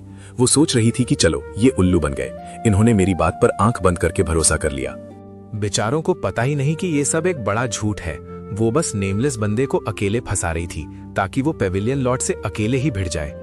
वो दिखावा करते हुए बोली कि प्रॉब्लम ये है कि पेविलियन लॉर्ड इस एरिया का सबसे खतरनाक फाइटर है और जब तक कोई महान लेवल का मास्टर ना हो तब तक उससे जीतना नामुमकिन है। बिना नाम के उसे हैंडल करना आसान नहीं होगा। जैनिन ने हाँ बोल दी और डील पक्की हो गई। सब अलग होकर अब चाबी की तलाश शुरू करेंगे। एमसी इंक की खुशबू का पीछा करके आगे बढ़ेगा और बाकी सब मिलकर दूसरी साइड चेक करेंगे। एमसी ने वेटरन बंदे को रास्ता साफ करने को कहा। बूढ़ा मान गया, पर एलिस थोड़ी टेंशन में थी। एलिस ने पूछा क्या इस औरत पे भरोसा करना सही है। उसे लगा ये ट्रैप है, पर एमसी ने सॉलिड रिप्लाई दिया। जाल मुझे मारते नहीं और खतरनाक बनाते हैं, एमसी बोला, इसलिए मेरी चिंता छोड़ो और बस अपना ध्यान रखो। एलिस समझ गई कि एमसी एक असली मॉन्स्टर है। इस बंदे का कोई क्या ही बिगाड़ पाएगा। वो दोनों कन्विंस हो गए कि एमसी सब संभाल लेगा। भाई ये एमसी तो अलग ही लेवल की चीज है, इस मॉन्स्टर के साथ भला बुरा क्या ही हो सकता है। लेकिन तभी योंग को कुछ अजीब महसूस हुआ। वो सोच रही है ये गवार एमसी कितना ज्यादा घमंडी और एरोगेंट है। उसे असलियत का जरा भी अंदाजा नहीं है। उसे क्या पता पेविलियन लॉर्ड एक रैंकर हंटर है, पूरे गाइसू में उनका अलग ही लेवल है। एमसी चाहे जितना भी जोर लगा ले, लॉर्ड के सामने उसे घुटने टेकने ही पड़ेंगे। उसकी एक झलक ही एमसी की हवा निकाल देगी। इन्हें लगता है वीआईपी रूम जाके सब बदल जाएगा, पर वहां तो असली मौत बैठी है। फ्रेग्रेंस पेविलियन के उस वीआईपी रूम में एक खतरनाक मॉन्स्टर इनका इंतजार कर रहा है। अब ये कहीं भी जाए मरना तय है। इनका खेल अब खत्म होने वाला है भाई। वापस सीन शिफ्ट होता है। बैक कहता है उससे अपने मास्टर की टेंशन नहीं है, लेकिन अगर मास्टर ठीक भी हो तब भी खतरा है। अब उन्हें समझ नहीं आ रहा था कि आगे क्या किया जाए। ये जगह माफिया का अड्डा है, इसलिए वीआईपी रूम को कंट्रोल करना इतना आसान नहीं होगा। पर अपना हीरो एक टेढ़ी स्माइल के साथ उसे टेंशन ना लेने को बोलता है, क्योंकि उसके पास एक मस्त प्लान है। भाई ने एकदम बवाल आइडिया निकाल लिया है। बेक को समझ आ गया कि एमसी की ये स्माइल जरूर किसी बड़ी तबाही की निशानी है। उसे एकदम गंदा वाला फीलिंग आ रहा था। फिर वीआईपी रूम में कुछ लोग हैरान हो गए कि अचानक ये सब क्या तमाशा हो रहा है, क्योंकि उनके सामने ब्लड गिल्ड की लड़कियां थीं। गुंडा पूछता है कि इन्हें यहाँ किसने बुलाया, पर आगे खड़ी लड़की ने बिना डरे बोला कि हमें यहाँ किसी ने बुलाया नहीं है, हम खुद तुम्हारी सेवा करने चले आए और मेरा नाम शोंग है। पर उन्हें क्या पता कि ये डिस्गाइज्ड एलिस है। एलिस को देखकर एक बंदा बड़ा एक्साइटेड हो गया। कहता है जब ये इतनी मेहनत करके आई है तो हम इसे ऐसे ही खाली हाथ वापस नहीं भेज सकते। लड़की तो एक नंबर है, पर वो पूछता है क्या तुम दोनों ही आई हो। एलिस हाँ बोलती है, कहती है ये मेरी बड़ी बहन एनाक्वा है।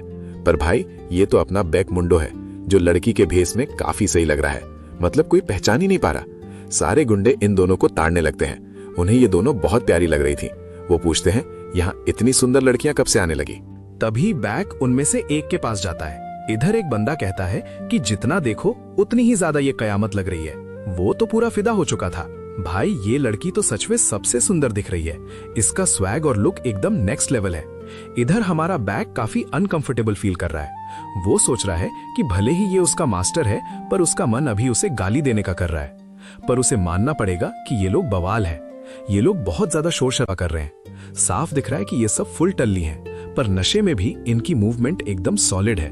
ये लोग एकदम स्टेडी हैं और कोई गलती नहीं कर रहे। इनके चेहरे से कोई वीकनेस पकड़ पाना मुश्किल है। मतलब ये लोग कोई भी मौका नहीं दे रहे। बैक समझ गया कि ये सब रैंक बी के खतरनाक हंटर्स हैं। इनसे अकेले भिड़ना मौत को दावत देने जैसा होता। अकेली लड़ाई में बैक का बचना नामुमकिन था। लेकिन अब सबसे बड़ी बात सामने आती है। ये लोग पूछ रहे हैं कि चाबी कहाँ है। तभी लड़की बताती है कि चाबी कहाँ रखी है। उसने बताया कि चाबी तो उसके पास थी। चाबी एक लाल बाल वाले बंदे के पास है। बैक आसपास देखने लगता है, पर कोई नहीं मिलता। वहां कोई भी लाल बाल वाला बंदा दिख ही नहीं रहा। इसका मतलब अब उसे बाकी कमरों में ढूंढना पड़ेगा। पर सबसे पहले यहां से निकलने का रास्ता चाहिए। इन गुंडों से पीछा छुड़ाने के लिए वो एक प्लान सोचता है। वो सोचता है कि सबको जहर देकर निपटा देना चाहिए, क्योंकि वैसे भी उसे कोई फर्क नहीं पड़ने वाला। वो अपनी एपोथेकरी स्किल से जहर निकालने ही वाला था कि तभी अचानक पीछे से कोई आ टपका। वो बंदा पीछे से पूछता है ये क्या कर रहे हो। सारे एजेंट्स उसे मास्टर वॉन कहकर बुला रहे थे। वॉन उससे पूछता है कि वो यहाँ क्या कर। तभी बैक को वॉन के लाल बाल दिख जाते हैं। वही बंदा जिसके पास असली चाबी है। लेकिन अब बेक की बुरी तरह फट चुकी है, क्योंकि मास्टर वान को सब सच पता चल सकता है। भाई अब तो ये पक्का बुरा फंसा है। इसकी ऑरा देखकर ही समझ आ गया कि ये बंदा कोई बहुत तगड़ा रैंकर है। तभी उसे जीन की वो बातें याद आती हैं कि वो इंक पेविलियन की चाबी वापस ले लेगा और दोनों मिलकर वीआईपी रूम संभाल लेंगे। जीन ने कहा था कि सब बहुत आसान होगा, लेकिन अब बेक की बुरी तरह फट रही है। वो अंदर ही अंदर रोने लगता है कि भाई ये मिशन तो मौत का कुआं निकला। यहाँ सर्वाइव करना बहुत मुश्किल होने वाला है और ये लोग एक दूसरे की जान लेने पर तुले हैं। उधर एक बुढ़ाऊ अपने असिस्टेंट से बोलता है कि नैन रियांग ने ड्रिंक्स में कोई झोल किया है। असिस्टेंट पूछता है कि क्या नया स्टॉक मंगवाऊं, मगर बुढ़ाऊ ने साफ मना कर दिया कि अब उसकी कोई जरूरत नहीं है। क्या उसे नया दारू का टेबल चाहिए? बुढ़ाऊ कहता है बिल्कुल नहीं, क्योंकि उस मुसीबत ने अपना काम कर दिया है। उसने जो ट्रिक चली है उसका साफ मतलब है कि वो लड़की आज रात कुछ बवाल करने वाली है। अब ये बंदा बस दारू पीकर धुत होना चाहता है। उसे बस और दारू चाहिए और बेक ला भी रहा है। बेक सोचता है शुक्र है उसने हाइट प्रेजेंस बिल दे दी, वरना माना स्कैनर उन्हें पकड़कर कच्चा चबा जाता। रैंक्सी, हंटर और एमसी दोनों वहीं ढेर हो जाते। माना स्कैन उन्हें एक झटके में खत्म कर देता। लेकिन जब तक दवाई का असर है वो सेफ है, वो लोग किसी की नजर में नहीं आएंगे दोस्तों। अब जब तक ये मेडिसिन एक्टिव है वो बचे रहेंगे। उन्हें बस चुपचाप सही मौके का इंतजार करना है ताकि वो लोग किसी के सामने एक्सपोज ना हो जाए। अब बस वेट करके चाबी चेक करनी है। चाबी उसी के पास है ये कंफर्म करना जरूरी है। एमसी भी काफी क्यूरियस है ये सब देखने के लिए कि लड़की ने आखिर क्या खतरनाक प्लान बनाया है। तभी वो लड़की उसे वाइन का ग्लास ऑफर करती है और उसे प्यार से वाइन पीने के लिए कहती है। सब उसकी प्लानिंग थी, पर वो बंदा उससे सवाल करता है क्या वो सब जानती है, और तभी अचानक वो उसका हाथ झटके से पकड़ लेता है। बेक डर जाती है। वो हीरो से पूछती है भाई मैंने क्या गलती कर दी, पर हीरो गुस्से में बोलता है अब सच सच उगल, बता तेरा असली प्लान क्या है और तू लड़की का भेष बदलकर यहाँ क्यों आया। मेरे करीब आने के लिए ये सब नाटक किया। अब आगे क्या बवाल होगा ये नेक्स्ट पार्ट में देखेंगे। तो भाइयों, अगर ये नई स्टोरी मस्त लगी और आपको इसका अगला पार्ट चाहिए तो इस वीडियो का एक छोटा सा एम है, पूरे 500 लाइक्स का टारगेट है, जल्दी से पूरा कर दो। और हाँ, वीडियो को शेयर करना मत भूलना, आपका एक शेयर भाई की बहुत हेल्प करेगा। चलो दोस्तों, आज के लिए बस इतना ही। मिलते हैं नेक्स्ट वीडियो में एक नए ट्विस्ट के साथ। तब तक के लिए बाय बाय।